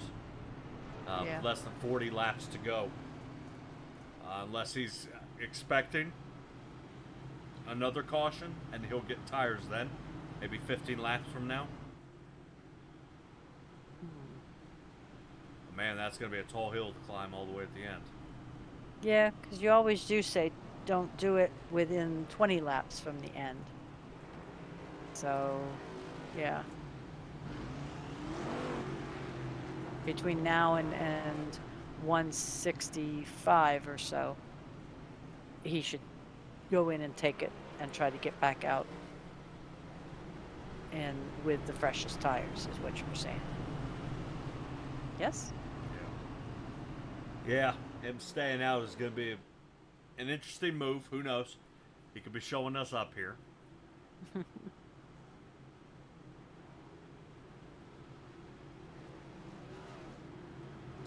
We are starting to dwindle down in the amount of drivers out here. We are. Shaving down a little bit there, down to 13 on the lead lap. I believe 18 still mobile. Okay. We see this at Bristol and whatnot, but this is kind of rough.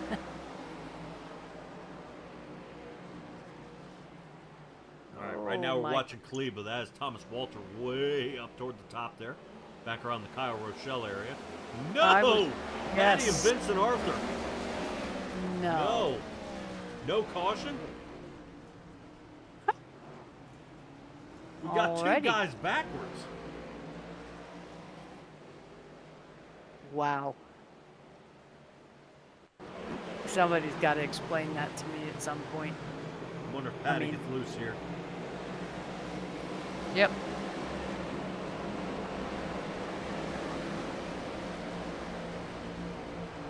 Boy, Vincent Arthur didn't need that. Nope. Yep. Well, I'm going to say the slump continues here. Yeah, the no caution is confusing when we just had a caution when Kerberg for one car loop. Yeah. Yeah. I know. All right, let's get to up to the front. We got some passing going on. Under fire here by Banks. Banks to the inside. And right now, Cleveland's kind of wishing Conover had held him a little longer. Right now, still fighting on through. Right now, I do believe Dustin Kleba is joined by Brady Moats and Josh Conover. Jay out there asking if RC's slipping. I think they kind of leave all the flags. Yep. To iRacing, which to me, if I would have to override something like this, because that would have been 110% of caution there. Vincent Arthur kind of spinning it around. As Conover's Ooh. now down to third. Looks like somebody gets into the wall. I think Thomas Walter. Everybody's Yeah, we shuffling got- around him there. That does make him lose 3 positions. George, Rochelle, and Hoppy. Yeah, but they all successfully passed around him without making any contact, which is always good. Yeah, not bad. Right now, Cleveland's got to make a move here. These guys are about level playing field between tires and fuel. So no one has any different advantage there. Brady Mote's coming back alive on the track. Looks like a slight disconnect there. Hopefully he's able to keep that under control. Cleveland watching Banks start adding a little bit of time here. But we saw before how Banks can make a mistake.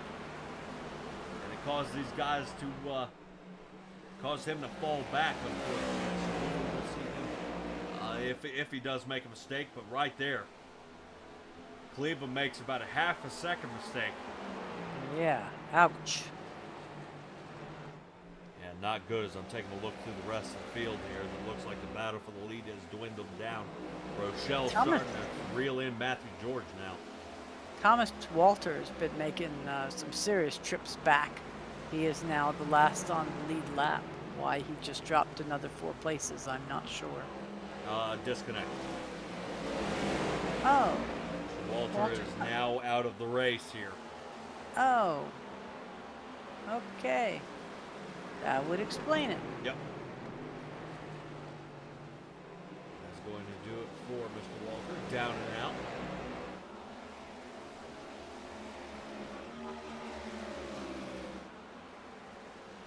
But let's watch Ryan Patty, who is coming back into the things. He Yeah, and Vince especially after Martha all have that. not given up. Especially after all that. That blows my mind right now. Right now, Ryan Patty sitting 10th. And after the spin out, whoa, Guileless. Guileless lap down there. Looks like he's going ahead and letting them on by. Mm-hmm. Vince Arth right behind him. Uh-oh.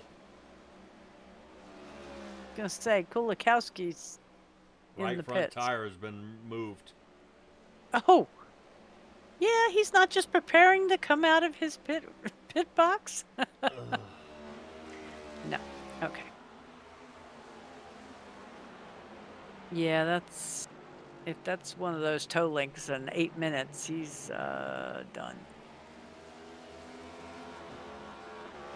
Yeah.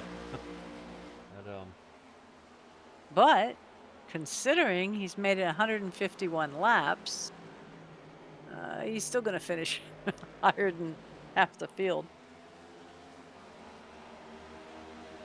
If he doesn't end up coming back out.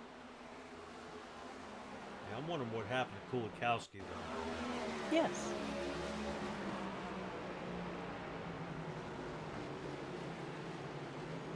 There's the 45 there.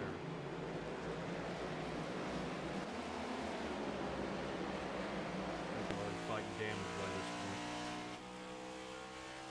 point. Yeah, there's already damage by this point. Check back in. Looks like he's in good shape here. Oh, Oh. Walter. Oh! Oh, And then the netcode destroys him. Peter! Shoot! Well, you wonder what happened to Walter. Oh. But an invisible comes back and tears off the front tire. Yeah. Oh, And that that's was him rude. just trying to hold it. Yes. Yeah, you can't figure out Mate- why it keeps turning to the right. Mayday, Wow. mayday, mayday. Yes. Yeah, I guarantee you Kulikowski doing his best to radio up. Oh, yeah.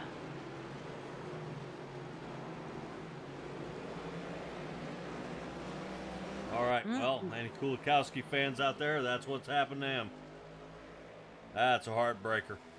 Yes, it is. But remember what I said at the beginning of the race. He's just trying to make a race happen. And, dang. I hate to see that for him. It's not being. No. Yeah, not being.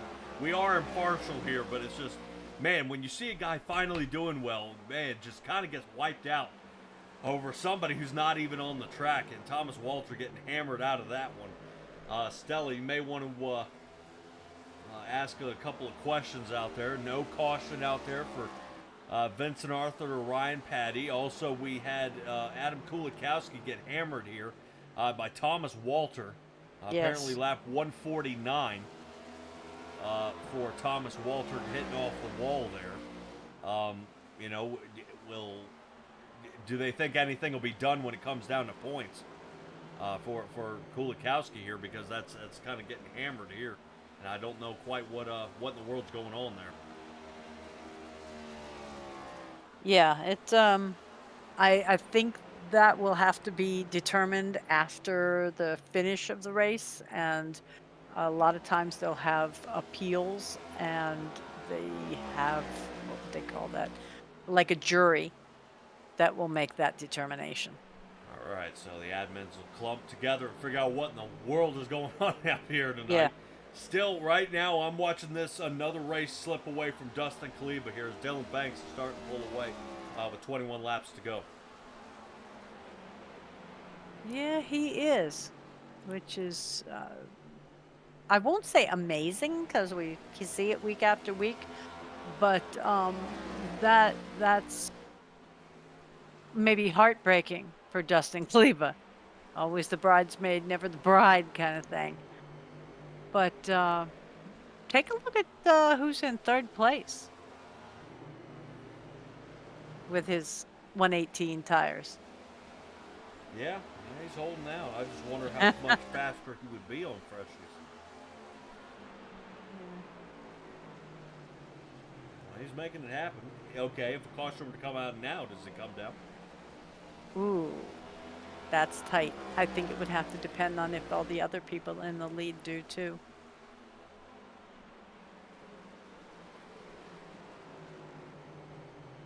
Well, sometimes even if Dylan Banks and Dustin Kleba decide not to, if Conover to make the choice to come down, everybody else will follow behind him.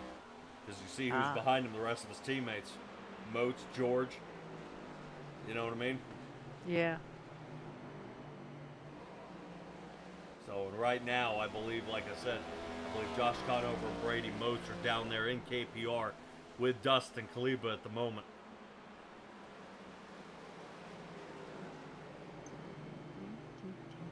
And then they're maybe trying to work them all together here, and that may be exactly what they're hoping for. Is, these guys could probably work together and make something happen. All right, let's check back in on George and Moats. I think George shows he got around Moats there. Yep. Moats with a couple blinky opportunities. Excellent. Yeah, Full Send Motorsports just, I mean, torn up by iRacing tonight, personally. Between Adam Kulikowski getting wiped out by a towed vehicle, and Ryan Patty, you know, them not having a caution, and leaves him back in 9th place, you know, trying to scramble again. That's tough for that team. I mean, because tonight that's the whole team. Yeah. Stella, I would also question is when Thomas Walter hits the wall, at the speed that he does, you cannot tow until the car comes to a complete stop. Then where did it go? Was he out by incident limit? Oh, jeez. That's the question I want answered by RC. Was he eliminated by incident limit? If that's the case, that's why it blinked him out and away he went, but his car was still in the process of spinning out. Okay. Is that something they would be able to determine right now? Yes, I'm sure he's sitting in the car and somebody can tell me something. Somebody Okay. can tell me. So we'll hopefully have an answer from Jacob Gladelick down there, and hopefully hopefully you can find something for me. Caution. Oh yeah, he's got time. As I believe Ferraro and Guileless, I think, get into it. No, not Guileless. And Ferraro, yuck. This Ferraro. Ferraro right now all dashes. I believe Ferraro is now eliminated. I'm wondering if this is an incident limit issue we're running into here. Alright, we've definitely got to show you guys how this one comes about. We'll check in on Ryan Ferraro first. And loop it. Pink. Into the wall. Obliterates himself. Another donation. And the three taps. I think Ferraro's probably saying that's enough for me. He's not gaining any positions. He toes. Alright. I definitely want to cue into pit road here. Because I want to know if you've ever seen the rain. Alright, no. We're going to see who's going to pit. Banks coming down. Kleba. Conover. Oh! Banks stays out! Psychs everyone out! Oh my gosh. Banks stays out.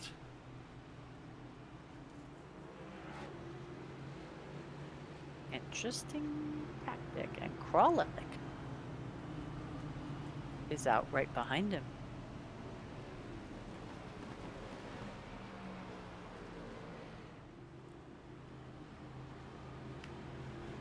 Wow.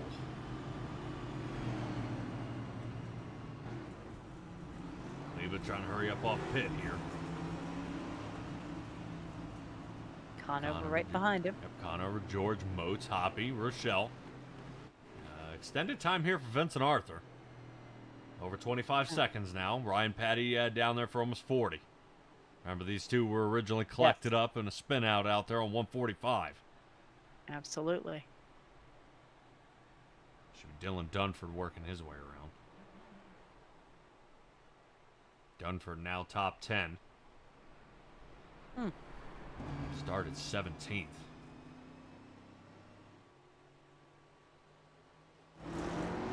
Alright, Vincent Arthur and Patty now off. Kerberg and Eldred on their way in. I am currently waiting on the answer from RC regarding the question. Alrighty, roger Whether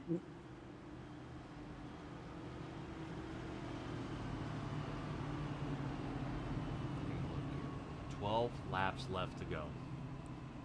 Choose cone car ready. And this could be the make or break of the race. Where does Dustin Kleba go?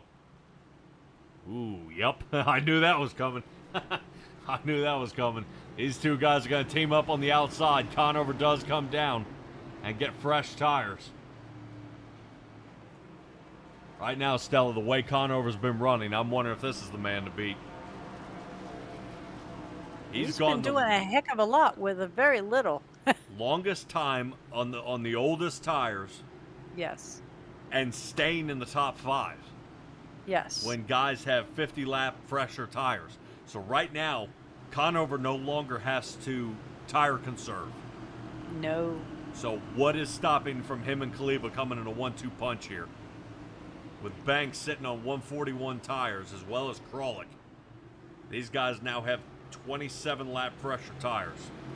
But we have seen the fact that Banks is very good at tire conservation. However, he has been battling something fierce Kleba. with Dustin Kleba. He's been trying to run him down. Right. So did he manage to save enough? We don't know. But we saw Conover, being of 40 lap tires. Somebody just spin out. Oh, no. I think Guylas just looped it. He did. He was just doing a little redecorating in the on the road course. Okay, I'm just making sure I'm not the only one who saw that. I thought I looked back and he was slinging that through the track. Fortunately, it was not an extended. Kralik! Hold it! Oh, Kralik, yep! Oh, Nope. And guess who? Oh, no. And Ryan Patty? Moody gets caught? Oh, no. Broken toe link for Rochelle. Left front. Yes, it is frozen. Wow. See how much damage Patty got here. Did he break the right front? Nope, 4 tires rotating. Dunford's still alive. Kralik is towed. Right now I'm showing him in the garage. And Thomas Walter was, he left on his own? So how that is, from what you were saying, how that's accomplished, I do not know. If he cannot tow, can he disconnect without coming to a stop?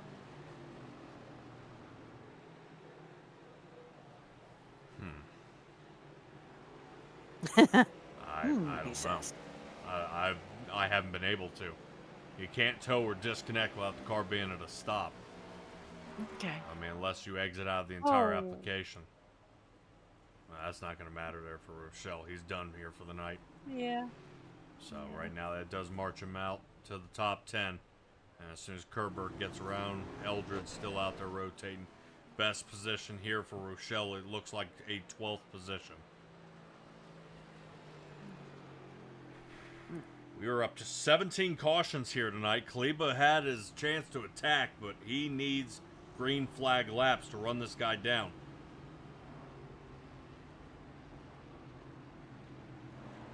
And it looks like Dylan Banks is going to be lining himself up for a win here. Would you happen to know what procedure happens with an Alt F4? Shut down. Ah. Okay. Just suggestions as to what may have happened. So we have 7 to go. And Vincent Arthur's in the pits. Kyle Rochelle in the pits.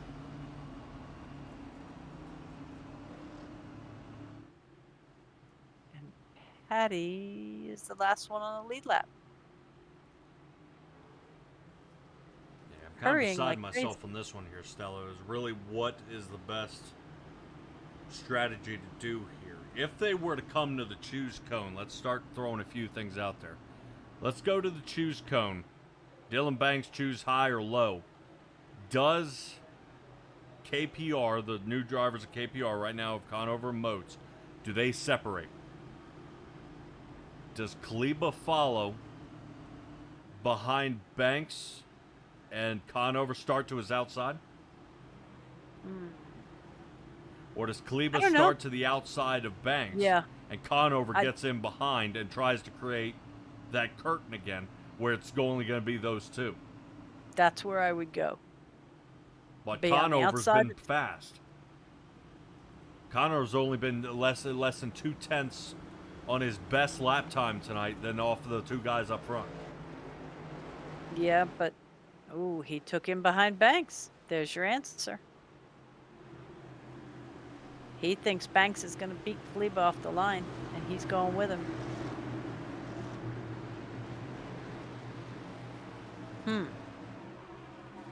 Is it worth 2/10? Good possibility. That is a cute little car. Oops. Green flag. Here we go. Great jump here by Banks. These two guys have really got to hammer down here if they want to get him. Now, if everybody can stay clean out there on the track, this might be a race. Right now, Banks now breaking away. I'm impressed at how much distance he has now put on. 3/4 of a second is still gaining.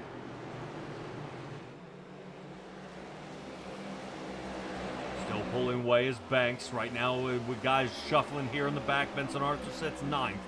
Last driver on the lead lap. Pushing through here, waiting to see if Kleba can get a little more. I don't know if Hoppy's loose. Yep, Hoppy slid out of control there. Is able to retain.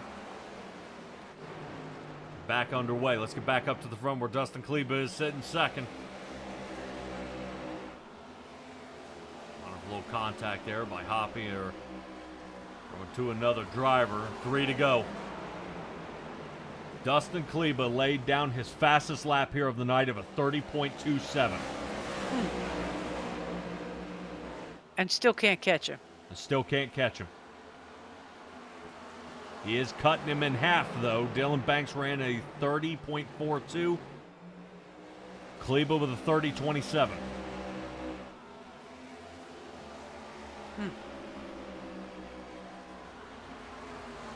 Still 0.2 faster. Here we go. 2 laps left to go. Kleba is the only one that can do it. Boy, Stella, it looks like he's got his number here. Oh, no. No, Moats is around. Moats is around, and there is our caution and our first green-white checker.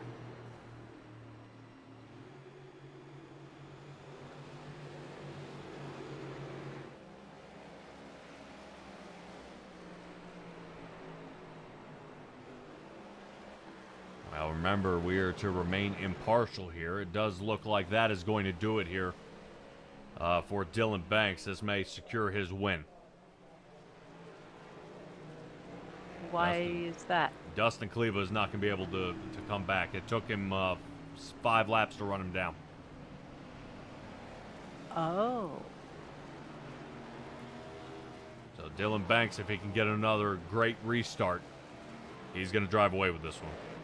Let's go back and check in on Brady Moats. He was pushing hard. Oh, no. Yep, that was Vincent Arthur. I think that was Vincent Arthur spinning sideways here. Yep, saw that right on the Either corner that of or the was screen. Cody Eldred here. The two of them together. Ouch.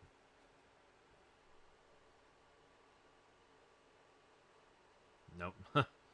Nope, I was completely wrong. It's Brandon Dunford. There you go.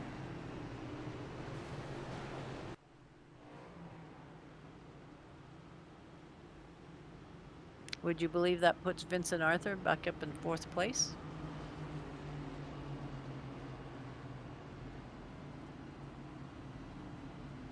Because he was able to hold it.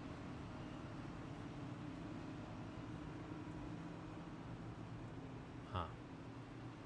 Ryan Patty went to the pits and... Oh. Did he check out? Yes.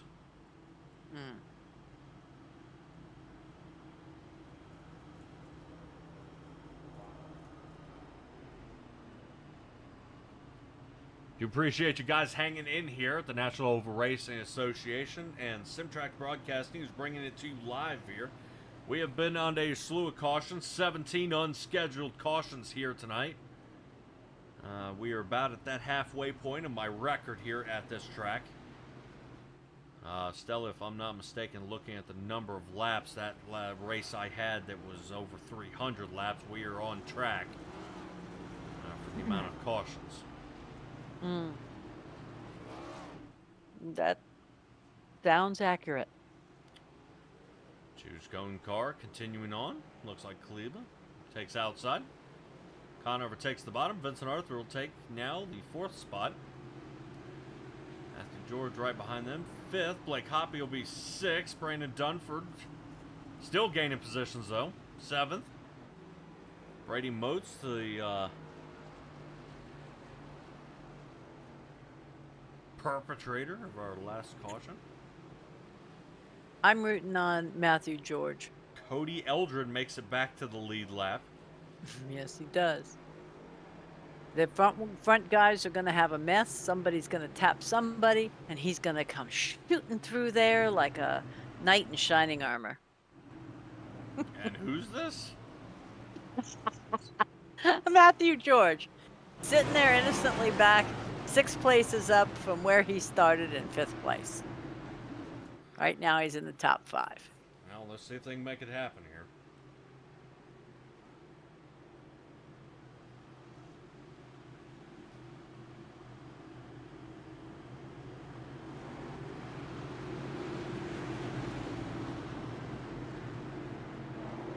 So Kleba needs to, I would almost say, go down and make contact here. Dylan Banks at the restart. I mean, I would squeeze down on him, put that left front fender in him, because here is where he's going to lose it. Gone. Jeepers creepers. Instead, he does the move to Conover.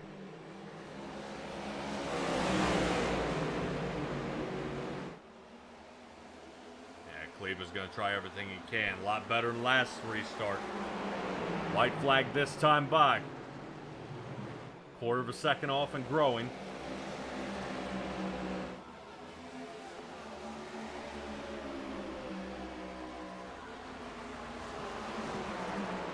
Boy, look at Kleba send it in there.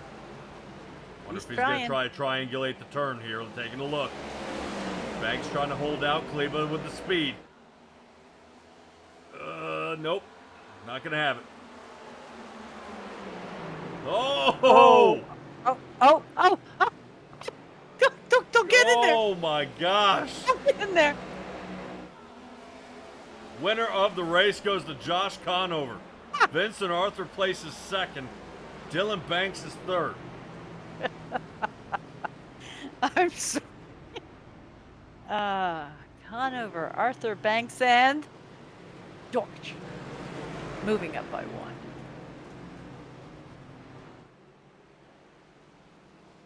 I'm impressed. Arthur back to second from all the way back to the bottom of lead lap with Ryan Patty, and finishes on the podium tonight. Very nice. Conover, we haven't seen him up here in a little while. And Banks holds on to his third position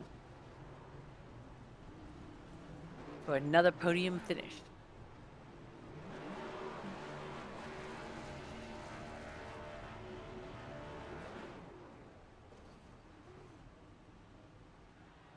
No burnouts here for Josh Conover.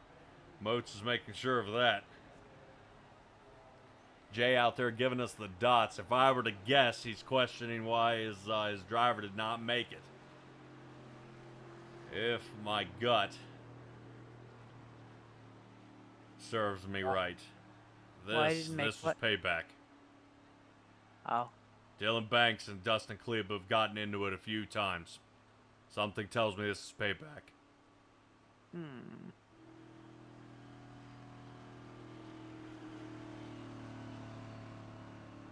Because there's no way that Dustin Kleba knew he was going to make that pass.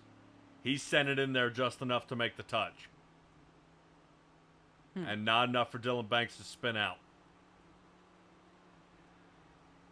Josh Conover was in the same room as Kleba. So, that's what I'm saying. Something tells me this was retaliation. All right, let's go ahead and take a look here at all of our drivers. Yes, oddly enough, Jacob Malone 20th, as he was finished 79 laps down here. Only 8 drivers made it to the lead lap, and that is a lot more than we started with.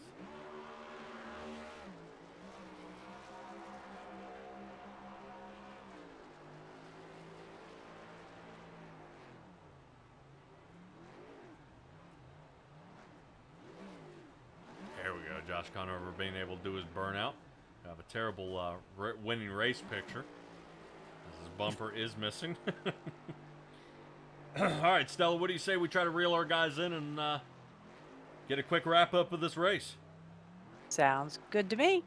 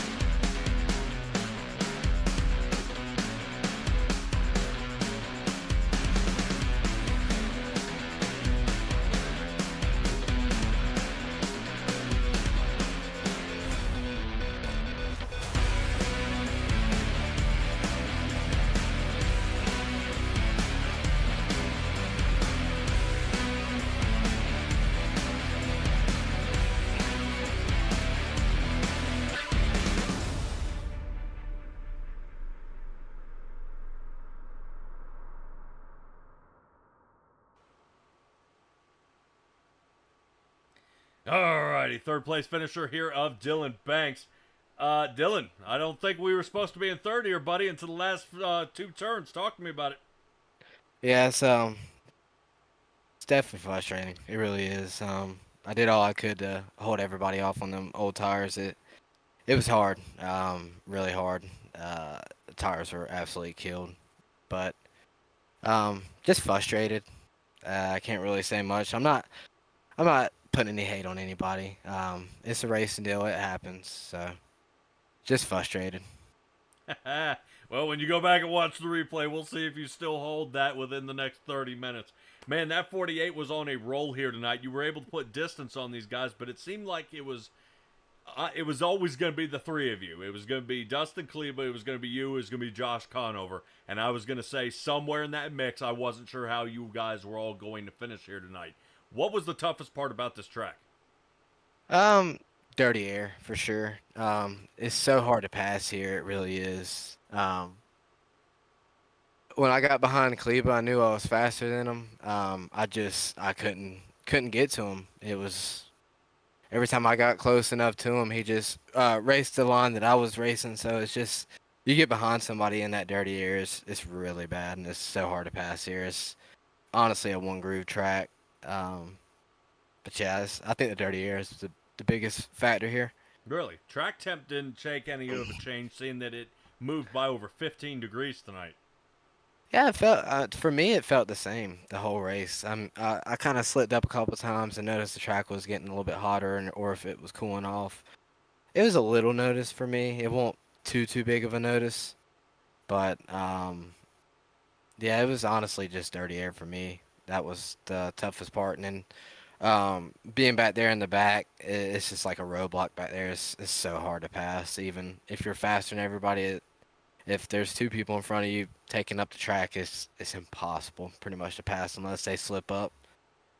Yeah, it almost looked like you were making your own lines out there as you were dropping below the yellow line. I don't think you'll have that opportunity too much at Nashville next week. Confidence level heading into that, and kind of how do you handle a concrete track? It's a big tire saving track. Any concrete track you go to is tire saving is key. Bristol, Dover, Nashville, they eat up the tires. So I think if you take care of your stuff um, and not get any damage, not get wrecked, and be there at the end, I think that's honestly the biggest thing you can have, honestly. All right, well, give me a shout out here from the 48 Chevrolet tonight. I want to thank my guys at Flatline Motorsports for allowing me to race with my teammates, and I can't say how much they've supported me and helped me every week. It's a blessing. It really is. Want to shout out you guys for always doing a great job up in the booth every week in and week out. Want to shout out my man Jay.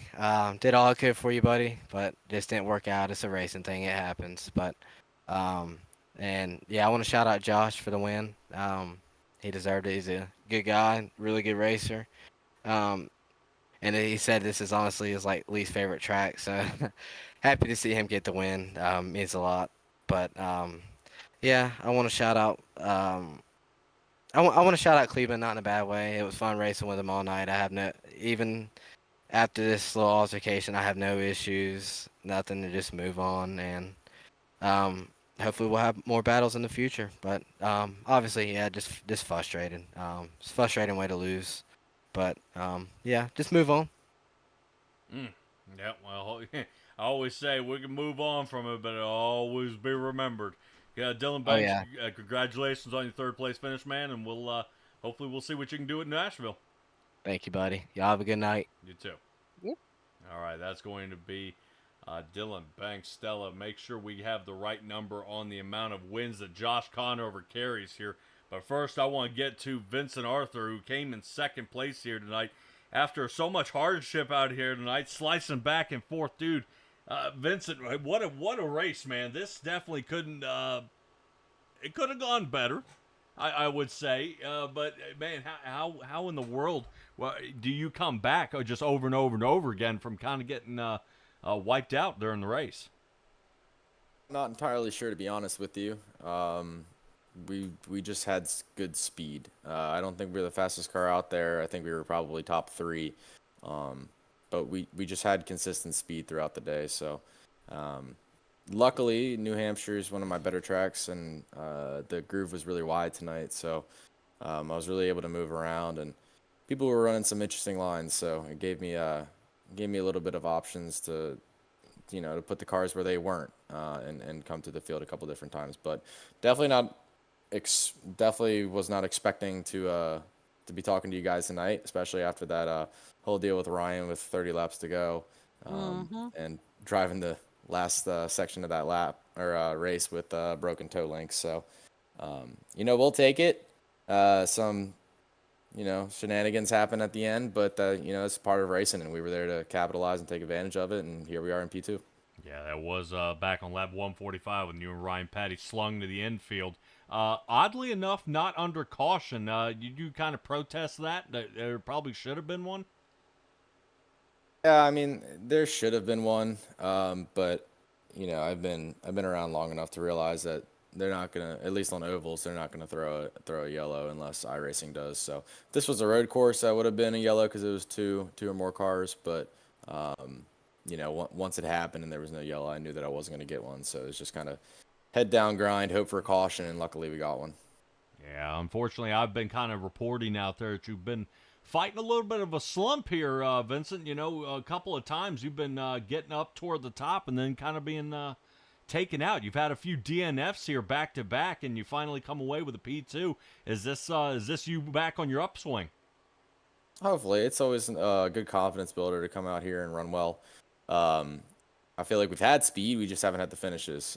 Kind of shades of the start of the season. So, the season's really, really long, 38 weeks. So, we're smack dab in the middle of it now. So we just gotta keep prioritizing the stages, keep prioritizing these finishes, because that's what pays points. And right now it's a pretty close battle for the overall season championship, points lead, which pays a lot of playoff points. So it's just important to keep our head in the game, keep focused, and just keep grinding away. All right, man. Talk to me about Nashville. What's the hardest thing, or what's the biggest key to being to having the speed that you're talking about? Yeah, Nashville's definitely not one of my better tracks. I seem to be really good at concrete, but for whatever reason, Nashville is just one of those outliers. So I ran it a lot in the Gen 6 car, haven't really touched it too much in the next gen. So we'll really just, hopefully the bump into turn one won't hurt us too bad, and we'll get a little bit of multi-groove racing. Wishful thinking with that one, but just overall try to go in there and do the best we can, run where the car is capable of running, and just survive and then move on, really.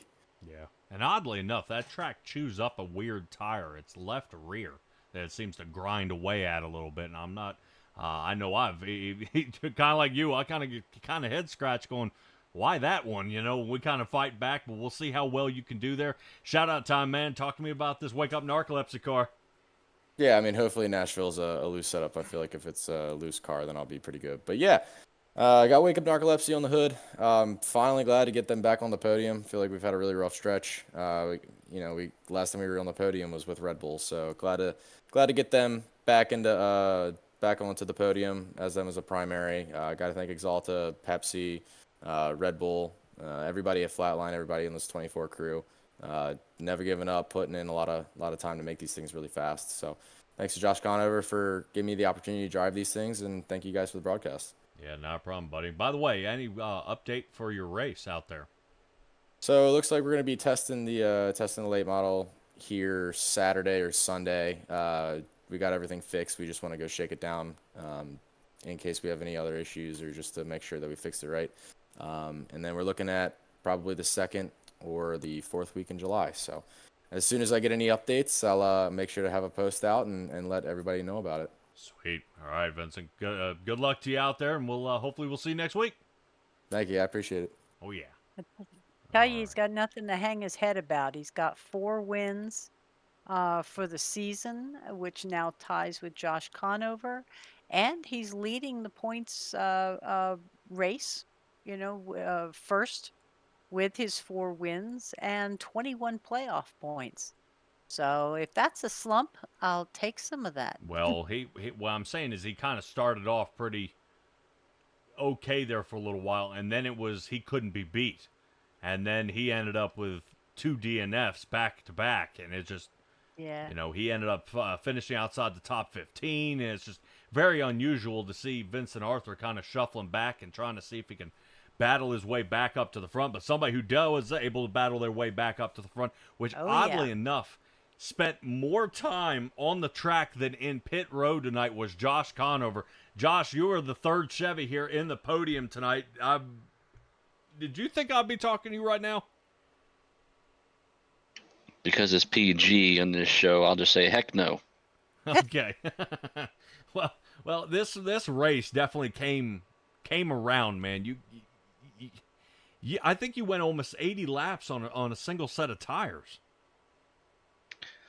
Yeah, I forget when that was. I know what you're talking about, but I forget when that was. I don't know. I think I heard Dylan say I'm not a big fan of this track and it's not my favorite. And frankly, I never have luck here. So I guess I tried to make my own there towards the end. I pitted, I think we were like 5 laps short on fuel and I had just saved enough. Was starting to pick the pace back up and push. Then the caution came out. And then I figured we'll stay. Was running ace, figured try and get clean air. And then the driver couldn't hit the line and went back to third. And we were set up to battle the teammates for P3, and then another caution came out, and I feel for Dustin. We were just talking about it, Nick, Brady, and I. We all say, we have bad luck, or this guy has bad luck, but he's been in contention and should have won probably 4 or 5 of these races at this point. Yes. Be leading and have a lot better finishes than he does. And I don't know what it is. Not blaming anybody specifically, but just too many cautions. I mean, which gives everybody a chance, and if everybody's going for it, unfortunately he has the bad end of the stick. And tonight, I mean, he went for it tonight. I hate it for Banks obviously because he drives for me, but like I said, I hate it for Dustin too. I mean, there were points where he should have clearly won tonight and could have said, Banks could have won tonight too. But I feel for both of them. I don't want to win one that way. I wish I didn't almost, and one of them kept on to it, but we'll take it, I guess. Yeah, well, it was definitely an odd finish here. I would probably say you almost feel the frustration here by Dustin Kleba. He can win stages. This guy pulls away, but the cautions just keep reeling him back and keep pulling him back and keep pulling him back, and he keeps trying to get away, but it seems to keep playing in somebody else's favor, and he can never seem to get away. Oddly enough, Cody Reeder, his own teammate, is the exact same way.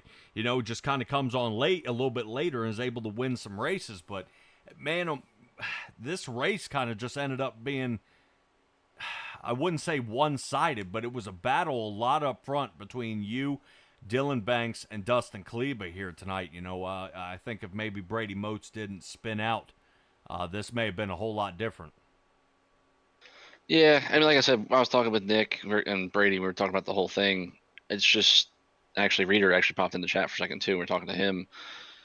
It's not really a short track, quote unquote, but Reader was like, "Oh, I think we just should get rid of short tracks." And it's for some reason here, the setup's just crazy loose on exit, and with the rack and pinion steering, sometimes it can catch you off guard, and it's a lot harder to save, than like the truck or the Xfinity car with like the ratios and stuff like that.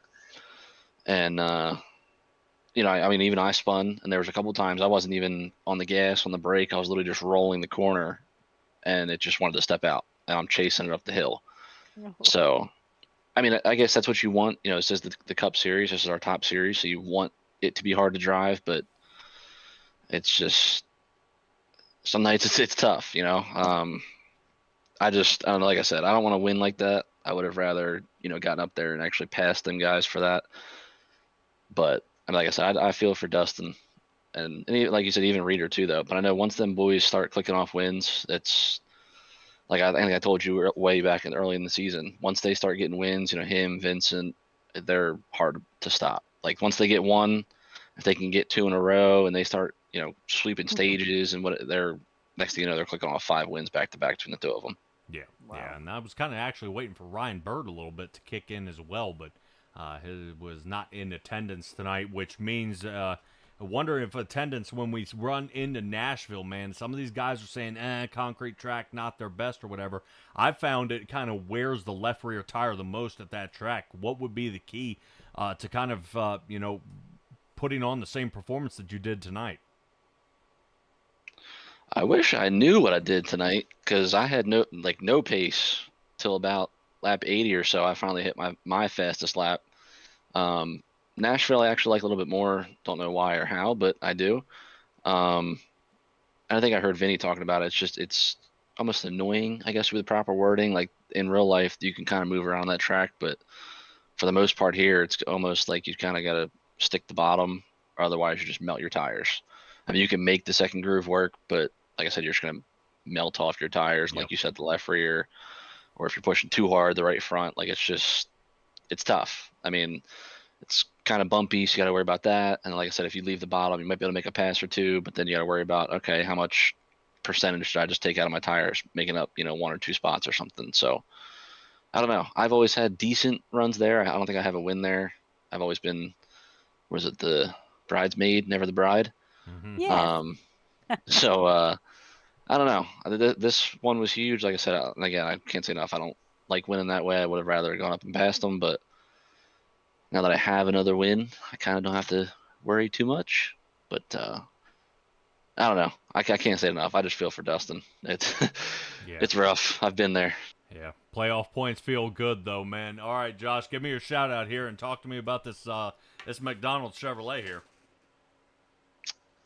Well, you guys first, and I think I said it. Whatever race was also bad because they've all been kind of crappy lately. But when we get racing, it looks like it's good to watch and produce and put on. But then obviously, once we get like that, it kind of gets rough. But everybody that ran, like I said, I know it's tough. It's just the Cup cars. They're supposed to be tough.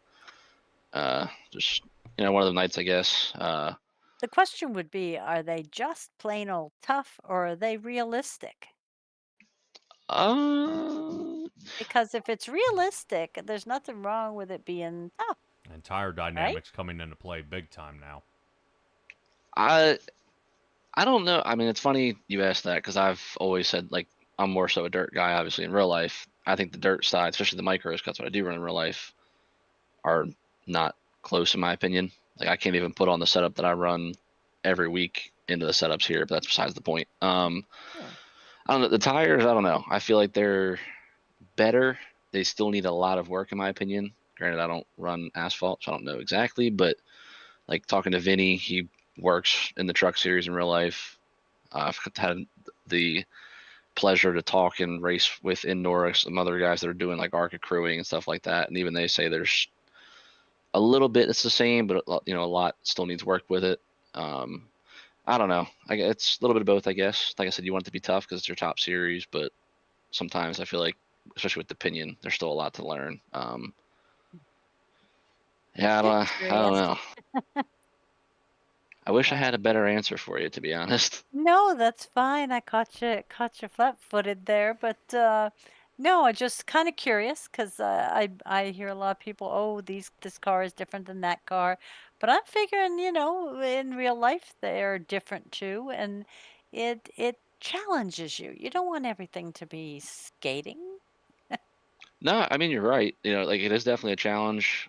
I think the diffuser on iRacing has a big part to do with it. I don't know how that correlates to real life with that, but I don't know if it's the springs or I guess they're bump rubbers or whatever.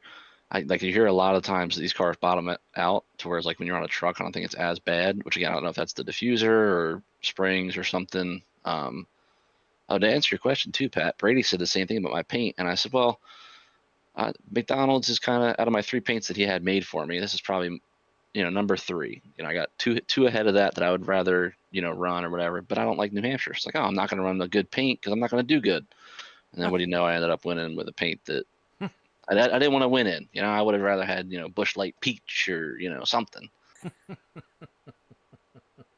This will do, I guess, though. Yeah. All right, man. I wouldn't be so fussy on the paint. Get the win. All right. Well. Yeah. I guess it helps. I was gonna say, well, you shouted us out. Was there anybody else before we let you go? I mean, like I said, just always you guys, because like I said, I know some races we put on a heck of a show, and I'm sure it's a blast. And then I'm sure even tonight when we happen to actually get green flag laps in, it was good. And then it goes downhill real quick. So hopefully Nashville isn't as bad. And then I think we have Chicago Street, if I'm not mistaken, which hopefully there I'm crossing everything. Hopefully there we don't have any cautions besides stages, and it's a decent show, even though I've never run there. So we'll see. But no, like I said, you guys as always, and just everybody that ran. I know it's tough, like I said, with the setup and the way these cars drive. So can't be too mad at everybody for that. All right, Josh. Congratulations on your win, my man. Here at New Hampshire, bet you didn't expect it, neither did we, man. Definitely expect to be up top, to at least top 5, but not for the win.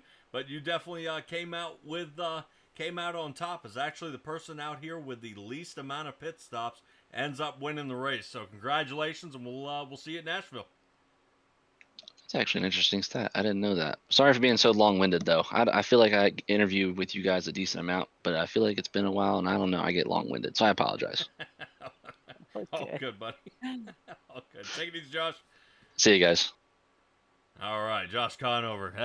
That just tells me he's excited. He's excited to be up here. Not every time. I got to admit, even if I was in the booth, and I don't mean this way, if I came in for a win and I was able to talk to somebody, I'd talk for the next 10 minutes. I'm like, man, here's what I got to do. I can't believe I won. That was so amazing. When I took this left turn, I was leaning. I almost clinked my head off the side of the racing seat, things like that. But Stella, all right, we finally get this one wrapped up, though. Definitely appreciate all you guys who are still hanging in out there, especially for the interviews. Jay out there definitely blowing up the chat. Not too many guys other than Will Harville and Douglas Ross, and even the Drift King was out there here tonight. But definitely, guys, don't forget to subscribe, chat it up. I do watch out there, and we do respond back to you guys.